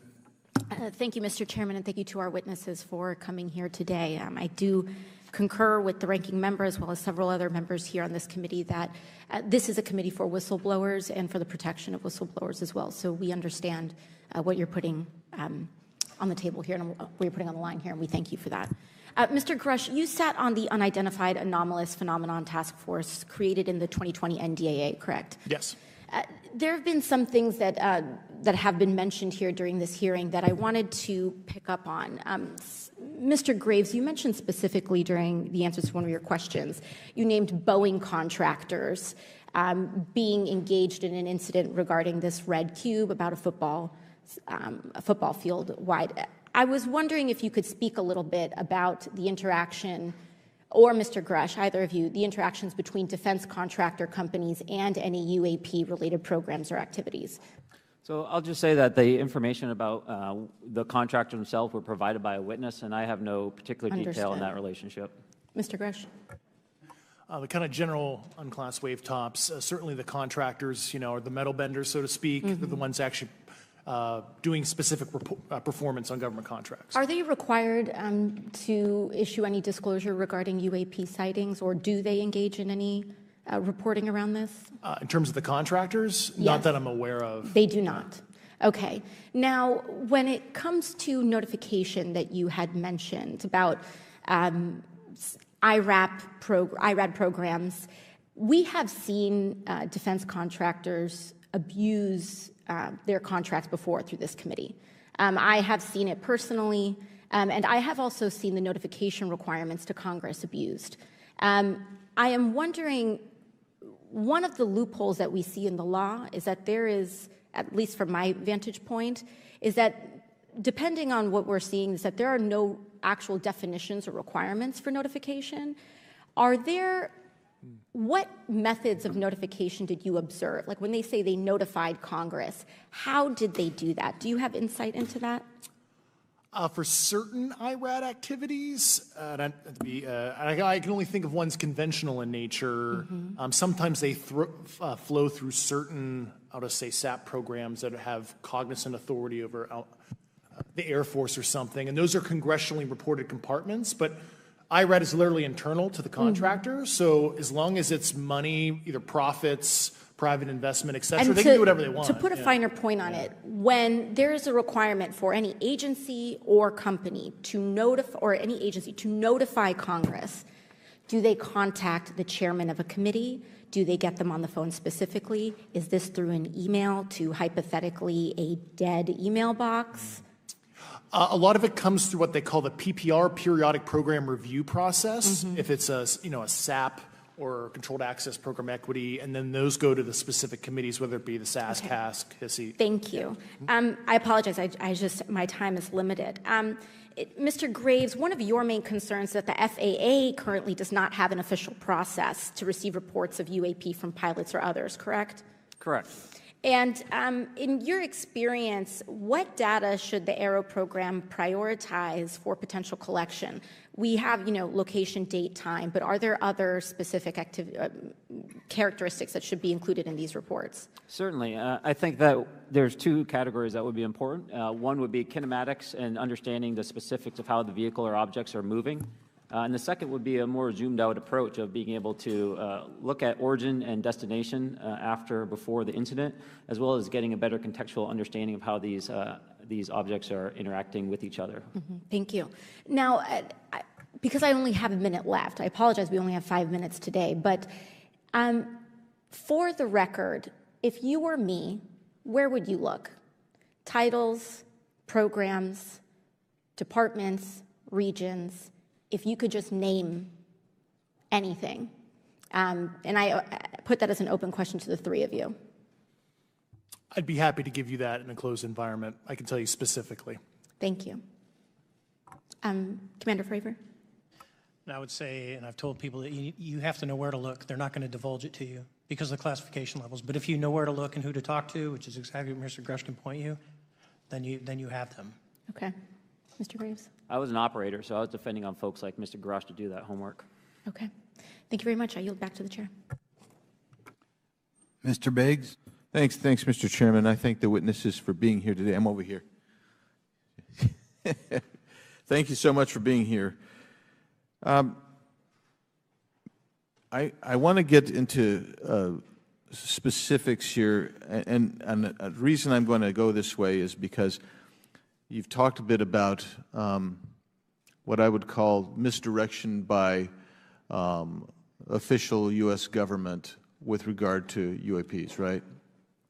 And so I'm going to get to that in a second. But last week, White House NSC spokesman John Kirby stated that UAPs are having an impact on our training ranges and need to be treated as a legitimate issue. Do you concur with his statements? That's for each of you. Yes. Yes. Yes. Okay. Now, having said that, I'm going to take you to specific instances around the Phoenix Valley, because that's where I live. And in '97, we had the famous Phoenix Light case. I don't know if any of you are familiar with that. There were two things that went along with that, and the explanation was military training range off Luke and the Barry Goldwater Range.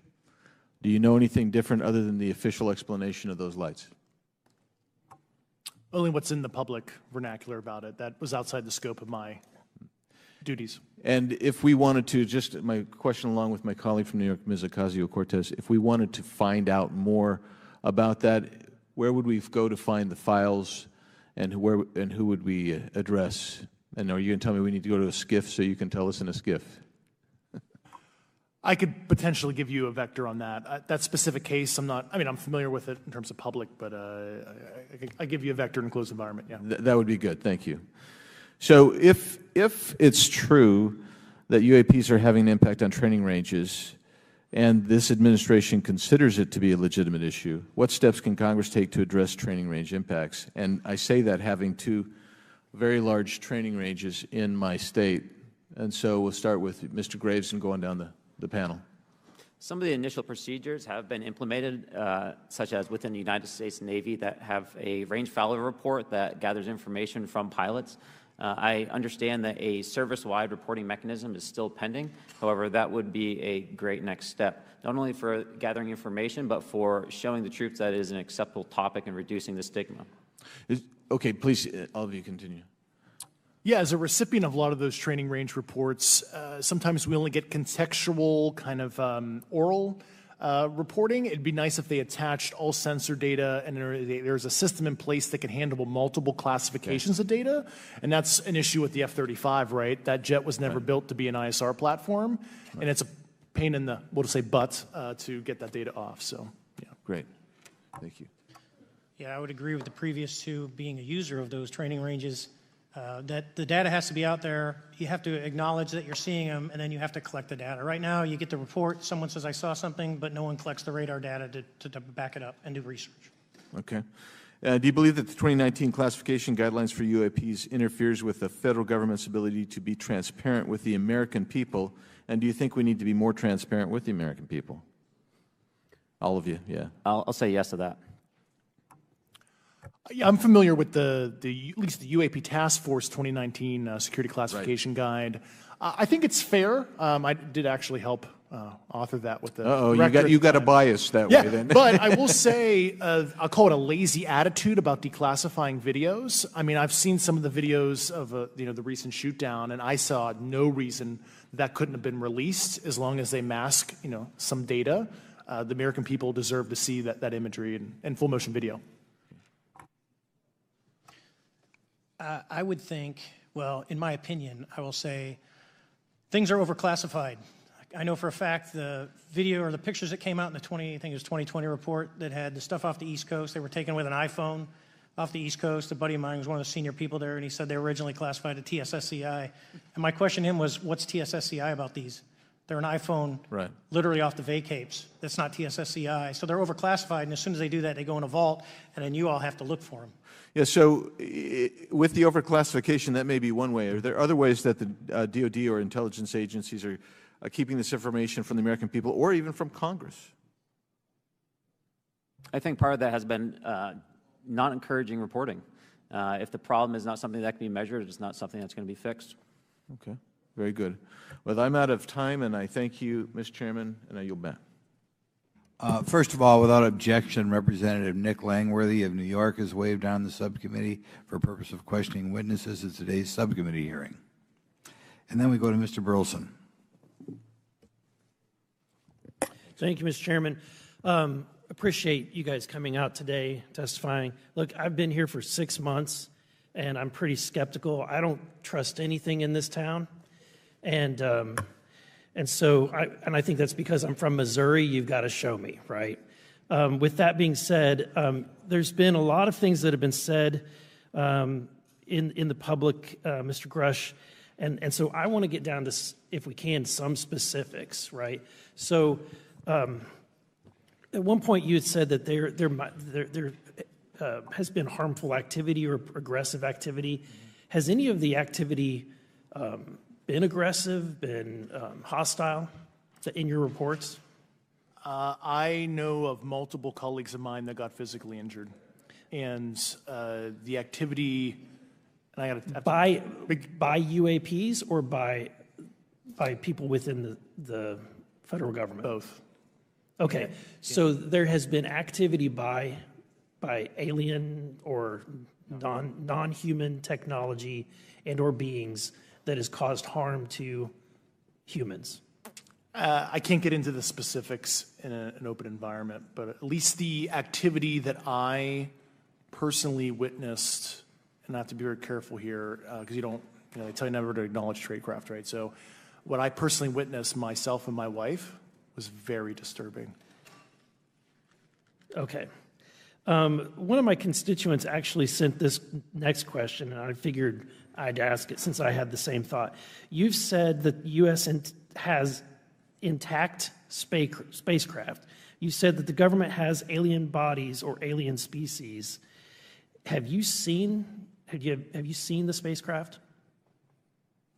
I have to be careful to describe what I've seen firsthand and not in this environment, but I could answer that question behind closed doors. Yeah. And have you seen any of the bodies? That's something I've not witnessed myself. Okay, and so with that being said, the other statement that has been made that was intriguing to me it's intriguing because my view has been that we are billions of light years away from any other system. And the concept that an alien species that's technologically advanced enough to travel billions of light years gets here and somehow is incompetent enough to not survive Earth or crashes is something that I find a little bit far-fetched. And with that being said, you have mentioned that there's interdimensional potential. Could you expound on that? Yeah, to answer your first question, and I'm here as a fact witness and expert, but I will give you a theoretical framework, at least to work off, to kind of espouse crashes, regardless of your level of sentience, right? Planes crash, cars crash, n number of sorties, however high, a small percentage are going to end in mission failure, if you will, as we say in the Air Force. And then in terms of multidimensionality, that kind of thing, the framework that I'm familiar with, for example, is something called the holographic principle. It derives itself from general relativity and quantum mechanics, and that is, if you want to imagine a 3D object such as yourself casting a shadow onto a 2D surface, that's the holographic principle. So you can be projected, quasi-projected from higher dimensional space to lower dimensional. It's a scientific trope that you can actually cross, literally, as far as I understand, but there's probably guys with PhDs that we could probably argue about that. But you have not seen any documentation that that's what's occurring? Only a theoretical framework discussion. Yes. Okay. Okay. Occam's razor is that these aircraft, have they been identified that they are being produced by domestic, military and contractors? Is there any evidence that that's what's being recovered? Not to my knowledge, plus the recoveries predate a lot of our advanced programs that I previously am witting of. So, would it be safe to say that there could be a scenario today where you have an aircraft that crashes and because it's been involved in one program from one federal agency, but the agency that retrieves it is not aware of that program, and to them it appears alien in origin? I mean, that's a hypothetical situation. I'm not aware of any historical situation that would match that you described. So You're not aware, it has not happened that you're aware of? that I'm aware of. Thank you, Mr. Chairman. I yield back.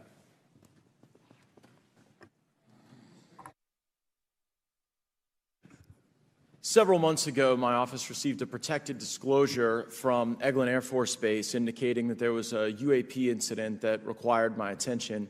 I sought a briefing regarding that episode and brought with me Congressman Burchett and Congresswoman Luna. We asked to see any of the evidence that had been taken by flight crew in this endeavor and to observe any radar signature as well as to meet with the flight crew. We were not afforded access to all of the flight crew. And initially, we were not afforded access to images and to radar.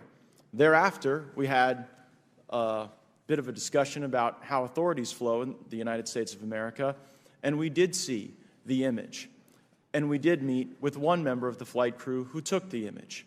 The image was of something that I am not able to attach to any human capability, either from the United States or from any of our adversaries. And I'm somewhat informed on the matter, having served on the Armed Services Committee for 7 years, having served on the committee that oversees DARPA and advanced technologies for several years. When we spoke with the flight crew, and when he showed us the photo that he'd taken, I asked why the video wasn't engaged, why we didn't have a FLIR system that worked. Here's what he said. They were out on a test mission that day over the Gulf of Mexico. And when you're on a test mission, you're supposed to have clear airspace. Not supposed to be anything that shows up. And they saw a sequence of 4 craft in a clear diamond formation for which there is a radar sequence that I alone have observed in the United States Congress. One of the pilots goes to check out that diamond formation and sees a large floating, what I can only describe as an orb. Again, like I said, not of any human capability that I'm aware of. And when he approached, he said that his radar went down, he said that his FLIR system malfunctioned, and that he had to manually take this image from one of the lenses, and it was not automated in collection, as you would typically see in a test mission. So I guess I'll start with Commander Fravor. How should we think about the fact that this craft that was approached by our pilot had the capability of disarming a number of the sensor and collection systems on that craft? Well, I think this goes to that national security side, and you can go back through history of things showing up at certain areas and disabling our capabilities, which is disheartening. And for us, I mean, like I said, it completely disabled the radar on the aircraft when it tried to do it, and the only way we could see it is passively, which is how he got that image. So I think that's a concern on what are these doing, not only how do they operate, but their capabilities inside to do things like this. And how should we think about 4 craft moving in a very clear formation, equidistant from one another, in a diamond? In all of the phenomenon, perhaps, Mr. Grave, that you've analyzed, have we ever seen multiple craft in a single formation? I have one particular case, and that was during the gimbal incident. The recording on the AT FLIR system shows a single object that rotates. You hear the pilots refer to a fleet of objects that is not visible on the FLIR system, and that was something that I witnessed during the debrief as part of the radar data on the situational awareness page. I would like to add, however, Congressman, there's a small bit of anger, I would say. I would feel that those pilots are still facing that difficulty in reporting this topic, and they don't have the tools to be able to mitigate this issue. It just goes to show how serious this is and why this is such an important issue for our pilots and for our nation. It was stated explicitly to me by these test pilots that if you have a UAP experience, the best thing you can do for your career is forget it and not tell anyone.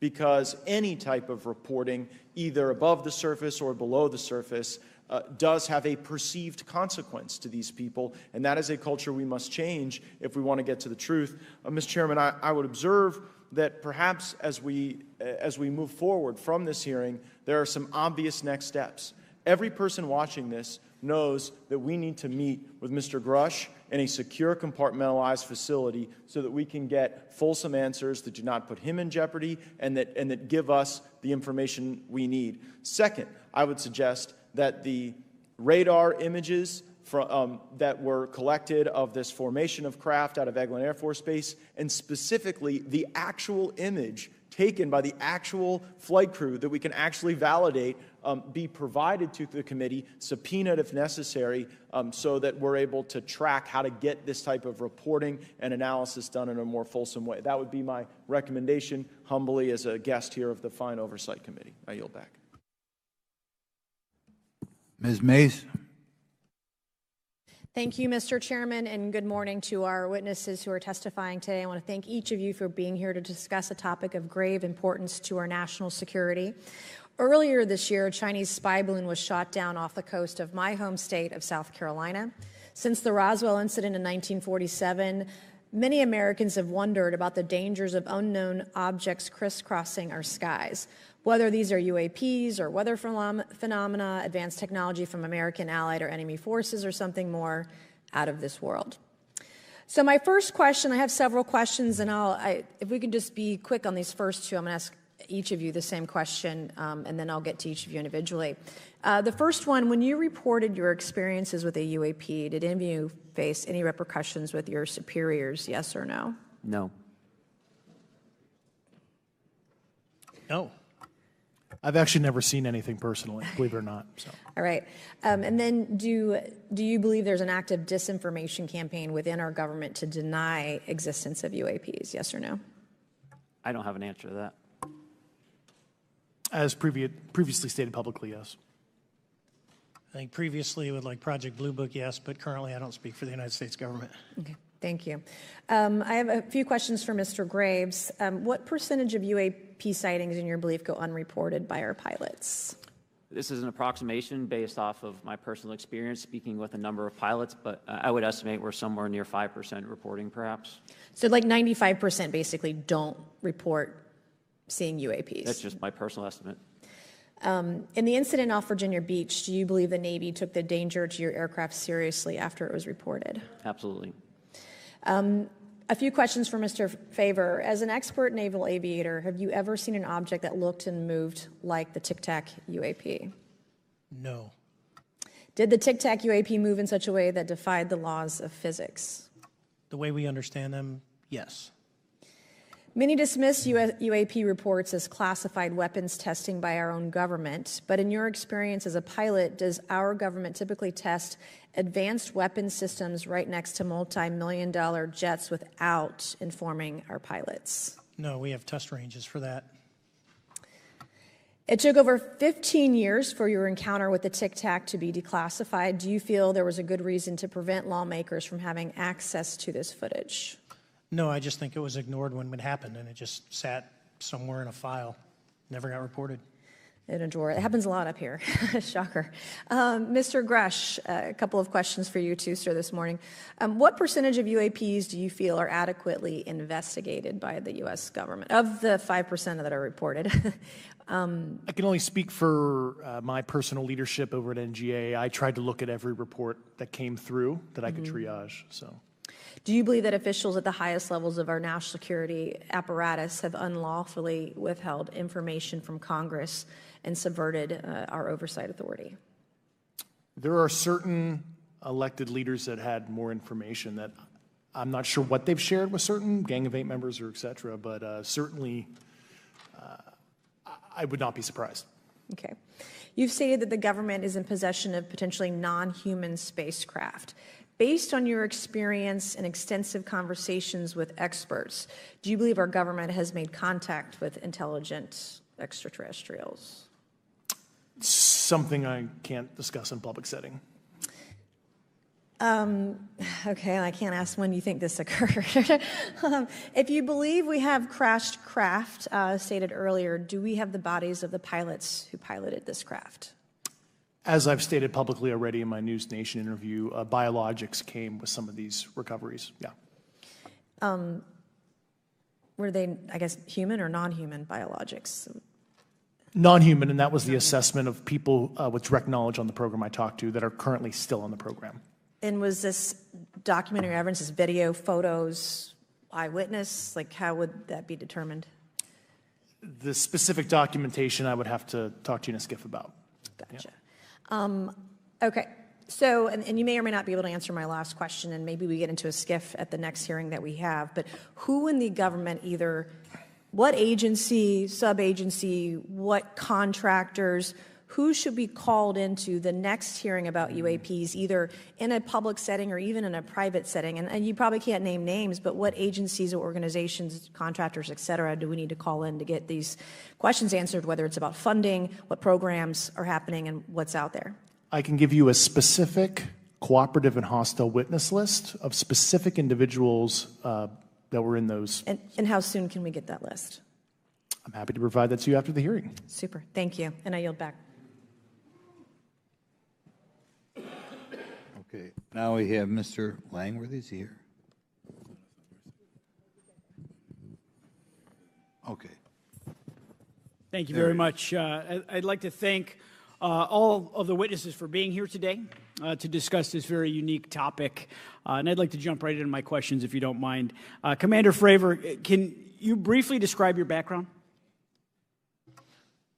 Yeah, I was an enlisted Marine, Naval Academy graduate, Navy, flew for 18 years, got a master's from University of Houston, and I've worked in the private sector for the last, 16 years, 17 years. I do a lot of defense work. So. Really gold-plated credentials.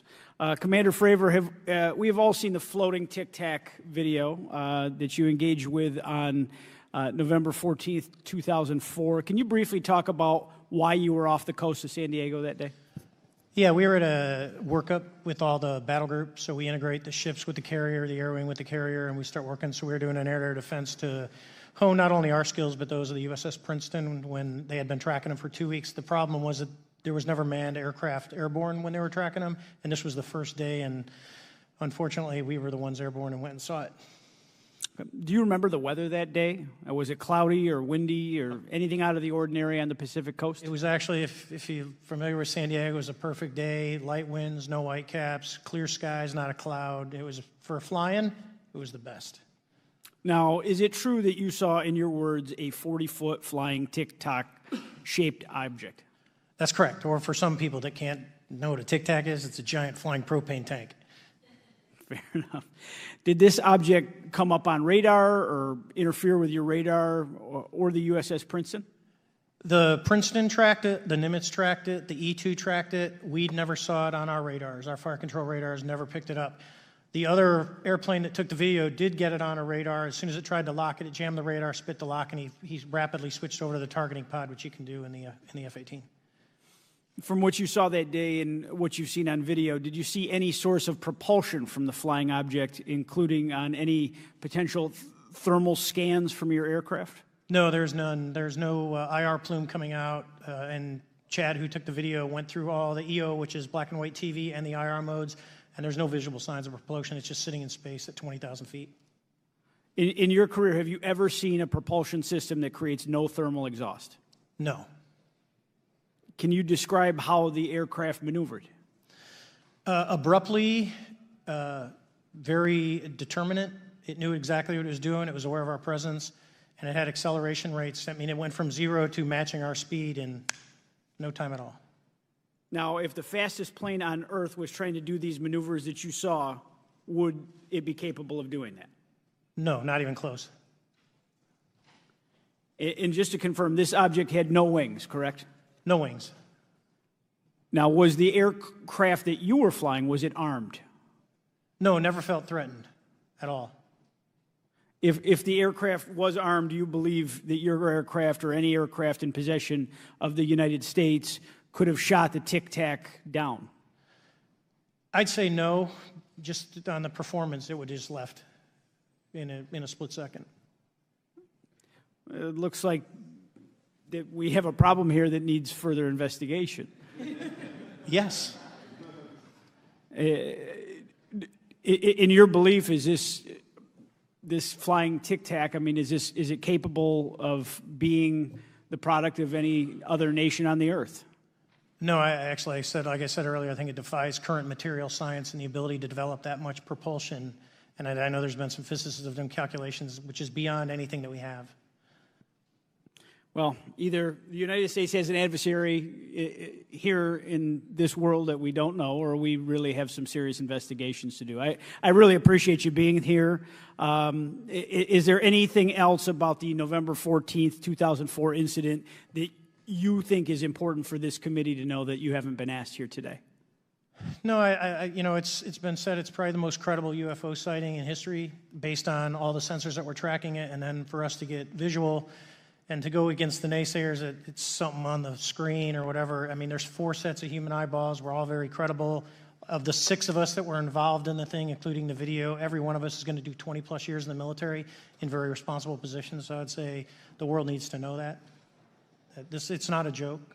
Well, thank you very much for your testimony here today for all of you, and I yield back, Mr. Chairman. Mr. Ogles. Thank you, Mr. Chairman, and thank you all for being here and the courage it took to come forward and again, the sacrifice that each of you have made. I serve on the National Security Subcommittee for the Financial Services Committee, so I really want to stay in the national security lane, if I may. So when we think about traditional adversaries and both us towards them and them towards us, we probe their capabilities. We look for weaknesses, and we collect that data, that reconnaissance for in the event we need it in the future. For each of you, yes or no question, based off of your own experience or the data that you've been privy to, is there any indication that these UAPs could be essentially collecting reconnaissance information? Mr. Graves? Yes. Mr. Grush? Fair assessment, yeah. Mr. Fravor? Very possible. Again, in the national security vein, is it possible that these UAPs would be probing our capabilities? Yes or no, Mr. Graves? Yes. Grush? Yes. Fravor? Definitely. Is it possible that these UAPs are testing for vulnerabilities in our current systems? Yes. Yes. Possible. Do you feel, based off of your experience and the information that you've been privy to, that these UAPs provide an existential threat to the national security of the United States? Mr. Graves? Potentially. Yes, sir, potentially. Same answer, potentially. Yeah, I'd say Fravor? definitely, potentially. Mr. Graves and Fravor, in the event that your encounters had become hostile, would you have had the capability to defend yourself, your crew, your aircraft? Absolutely not. Sir? No. Is based off of the information that you've been privy to, is there any indication that these UAPs are interested in our nuclear technology and capabilities? Yes. By external observation, sure, that could be a fair assessment, yeah. Yes. Is there any indication that the Department of Energy is involved in UAP data collection and housing? I don't have an answer. I can't confirm or deny that in a public setting. And could you do it in a secure setting? Yes. Mr. Fravor? No, I don't know. Mr. Chairman, I think I'm the last member to go, but there clearly is a threat to the national security of the United States of America. As members of Congress, we have a responsibility to maintain oversight and be aware of these activities so that, if appropriate, we take action. I would encourage the chairman to demand that we have any and all, but in particular Mr. Grush, talk to us in a skiff. And if that access is denied, I will personally volunteer to initiate the Holman Rule against any personnel or any program or any agency that denies access to Congress. Mr. Chairman, with that, I will yield the remainder of my time to my fellow colleague from Tennessee, Mr. Burchett. Thank you, Mr. Chairman. Thank you, Mr. Ogles, for the great questions, brother. Mr. Grush, I might have asked this before, but I want to make sure. Do you have any personal knowledge of someone who's possibly been injured working on legacy UAP reverse engineering? Yes. Okay. How were they injured? Was it is it something like a radioactive type situation or something we didn't understand? I've heard people talk about Havana syndrome type incidences. What was your recollection of that? I can't get into specifics, but you could imagine assessing an unknown unknown. There's a lot of potentialities you can't fully prepare for. How do you think we ought to handle UAP whistleblower complaints like yours in the future? Yeah, there was some issue with mine. So, PPD 19 process, it goes to the Intel committees, either through PPD 19 or ICD 120. There's not a good way for the Intelligence Community Inspector General to provide that to other committees. And I asked my information to be sent to the House and Senate Armed Services Committee because there are Title X equities at play, but there was no smooth process to do so. Yeah. It's a trash can. Are you aware of any individuals that are participating in reverse engineering programs for non-terrestrial craft? Personally, yes. Do you know any that would be willing to testify if there were protections for them? Certainly closed door and assurances that breaking their NDA, they're not going to get administratively punished for so. Yeah. I yield, Mr. Chairman. Thank you. I'm going to do something a little bit out of the ordinary here. We're going to give 3 people a chance at an additional 3 minutes. So, Mr. Burchett, do you want to keep going? Why don't you come back to me, Mr. Chairman? Ms. Luna, if she's on, is she on that list? Sure. Chairman, I'd like to submit for the record an article by News Nation, and it follows Mr. Grush's full interview for the record. Without objection. Thank you. Mr. Grush, why is it that you referred to the phenomenon as non-human intelligence? Why deviate from the basis of extraterrestrial life? I think the phenomenon is very complex, and I like to leave an open mind analytically to specific origin. When you say specific origin, are you referring, can you elaborate on that for those that might not? If it's a traditional extraterrestrial origin or something else that we don't quite understand from either a biological or astrophysics perspective, I just like to keep an open mind on what it could be, Okay, and referring to your News Nation interview, you had referenced specific treaties between governments. Article 3 of the Nuclear Arms Treaty with Russia identifies UAPs. It specifically mentions them. To your knowledge, are there safety measures in place with foreign governments or other superpowers to avoid an escalatory situation in the event that a UAP malevolent event occurs? You're referring to actual public treaty in the UN Register. It's funny you mentioned that. The Agreement on Measures to Reduce the Risk of Outbreak of Nuclear War signed in 1971. Unclassified treaty publicly available. And if you cite the George Washington University National Security Archives, you will find the declassified in 2013 specific provisions in the specific red line flash message traffic with the specific codes pursuant to Article 3 and Article, also Situation 2, which is in the previously classified NSA archive. What I would recommend, and I tried to get access, but I got a wall of silence at the White House, was those specific incidents when those message traffic was used. I think some scholarship on that would open the door to a further investigation using those publicly available information. Thank you. And then my last question with 51 seconds remaining.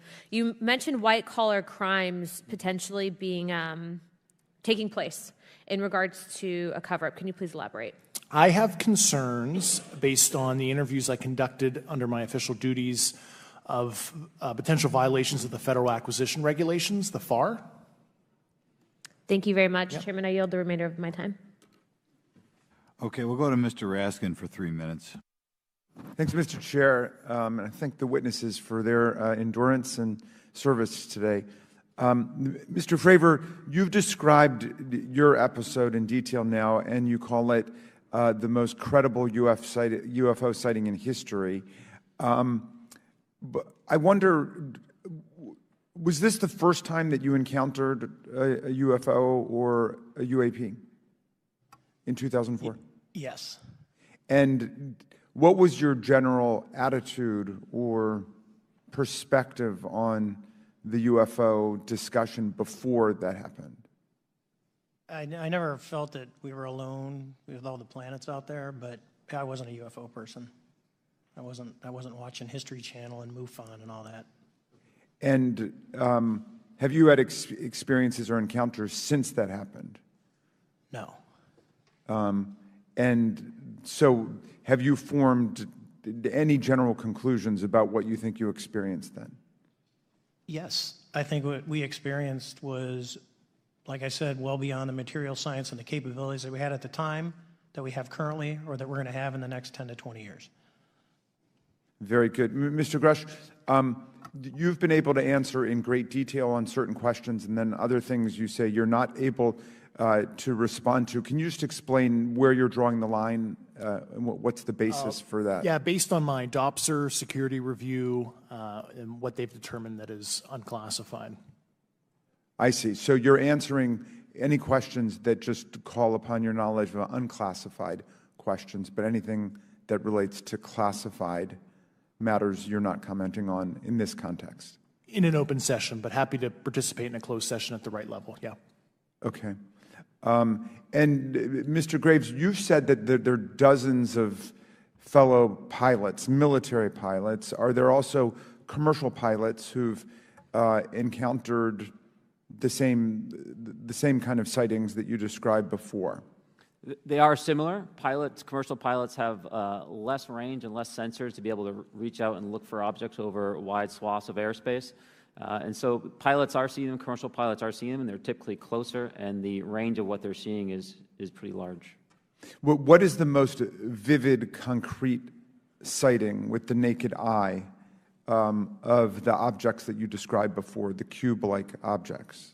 Certainly. I think the most vivid sighting of that would have been near midair that we had at the entrance to our working area. One of these objects was completely stationary at the exact entrance to our working areas, not only geographically but also at altitude. So it was right where all the jets are going, essentially, on the eastern seaboard.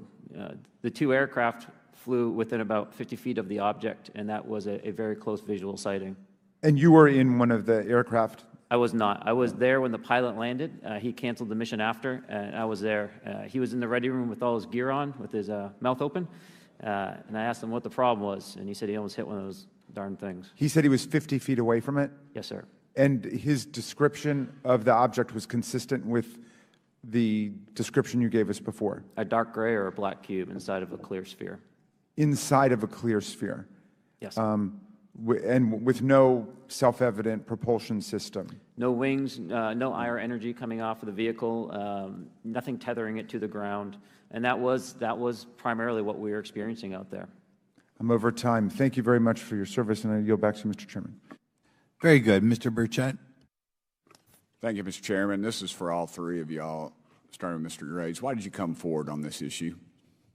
I came forward because I felt that my colleagues did not have a way to mitigate this safety threat, and I wanted to help them. I was trained as an aviation safety officer by the Navy, and it just felt right. I felt like I had to help the folks that were still flying and dealing with this. Mr. Grush. Purely a sense of duty. I first swore an oath when I was a cadet 18 years ago, and I still uphold that even out of the uniform. Commander. I was pestered by a friend, and I asked why, and he said, "You're the one person that they can't discredit, and you'll add credibility to the New York Times article." And so after about 6 times, I said, "Okay." Honest. Yeah. This town isn't made, unfortunately, by people like y'all. We thank y'all. And I do want to also thank the people in the audience and the people that are watching this that can't be, people all over the world that have kept this issue alive. You've endured criticism and derogatory remarks, and we're trying to get to the bottom of it. And so God bless y'all. Thank y'all so much. We really appreciate you guys and gals.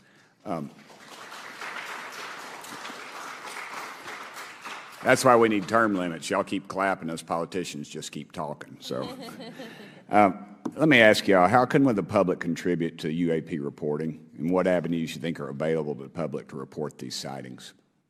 Well, right now, I don't think there is a lot of public options for every man to be able to report on this. I think even for professionals that have sensor data that are seeing these on a regular basis, they're still hesitant to come forward. And so for the general public, I think encouraging the conversations that we're having today, looking for technology solutions that can be distributed so that objective data can be gathered is the first place to go. Mr. Grush? I'll just touch on the whistleblower side of it. I do encourage, current and former military, intelligence community, and industry contractors to come forward in a legal way, either through the IC or DoD or whatever the cognizant IGs are, to lead, join me in this discussion.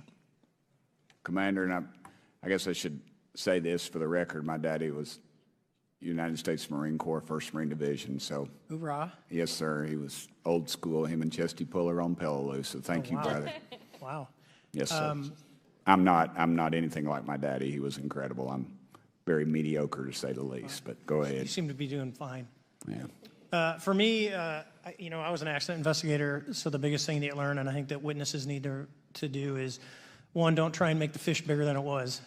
Stick to the facts, write it down, and don't speculate what you think it is because it will sway your decision. Just write the facts down. We can get all the facts together, and we can start to investigate and get a real honest story instead of it was this big. Thank you all, and I want to thank everybody. We made history today. Mr. Chairman, I yield. Thank you much, Mr. Garcia. Thank you. I know now we're going to be making some closing remarks, and so I just wanted to say a few things. First, to our witnesses, I want to thank all of you for being here with us today. I know that it takes a lot of courage. You're telling really important information to this committee, and I just want to thank you also for all three of you, your service to our country. I also want to just note that today's hearing was both important but also serious, and I want to thank our subcommittee chairman, Mr. Grothman, I think for running a very fair and substantive hearing. I do want to thank the committee staff on both sides for the amount of work that it took to put this hearing in place, and certainly to all the members that have been involved in this issue prior to the hearing. I also want to note for our witnesses and for the public that I'm a freshman member of Congress, and I've only been here for 7 months, but this is by far the most bipartisan conversation and discussion that I have seen happen in the Congress. And I think that a topic of this significance as it relates to our national security, as it relates to information that we're trying to gather for the American public, does bring people together, and I think that's been really great to see. I think it's also important to note for the public, today in our hearing, we had on our side also both our full ranking member, which is Mr. Raskin, and our vice ranking member, which is Ms. Ocasio-Cortez, both here at our hearing. I think it shows the importance and seriousness that our side of the aisle is taking to this important hearing, but also to the broader issue as it relates to working with our Republican counterparts on this committee. I want to additionally add that I think it's really important that we have and continue these discussions and these hearings. Clearly, there's a lot of information that we don't know, but it's also very clear that we have to continue our investigation and accountability on asking the right questions and ensuring that they're part of the public record. One thing that was important today is some folks might wonder, why are we asking questions that might already be out there or that have been asked before? It's important that they're asked and put into the public record as it relates to this committee. And so I want to thank you for, answering some questions multiple times. I know, not just in maybe meetings you had with some members, but also here in the public. Let me also just add an additional note that it's important also that our friends in the media and those that are not just reporting on this hearing, but that have reported on this topic and that may in the future, the media has an important role in this process. And it's very important that the media engages, does independent investigation, and reports on not just what happened today, but what they see independently as what is happening around UAPs in the broader community. That is also an important public benefit that we have in trying to get the information and the facts as it relates to this. Let me also just say finally that as a teacher and an educator and a longtime teacher and researcher, that I also really believe in following facts, in doing your homework, and in making sure that you follow science as we try to get as most information as possible. And so I want to thank you all for agreeing to do that today. Transparency is a cornerstone of government. We live in a vast galaxy, a lot of unanswered questions, and thank you all for being here today. Mr. Chairman. Thank you. I'd like to one more time thank Mr. Burchett and Ms. Luna for bringing this to our attention. It's a topic that has interested me since I was in school. It was a very illuminating hearing. Obviously, I think several of us are going to look forward to getting some answers in a more confidential setting. I assume some legislation will come out of this. Sure. I apologize, Mr. Chairman. I need to compliment the folks in my office that did a lot of the work on this. Rachel and Noah sitting behind me here. They're very quiet and humble, but if without them, this thing would not have come off like it did, so I apologize. Thank you. I think we're going to want to look into what we can do to make more of this information public.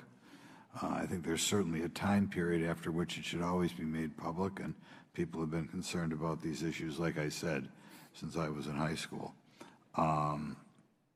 But in any event, I'd like to thank everybody who was here, sticking through the entire hearing. Without objection, the members will have 5 legislative days to submit materials and to submit additional written questions for the witnesses, which will be forwarded to the witnesses for their response. If there's no further business, without objection, the subcommittee stands adjourned.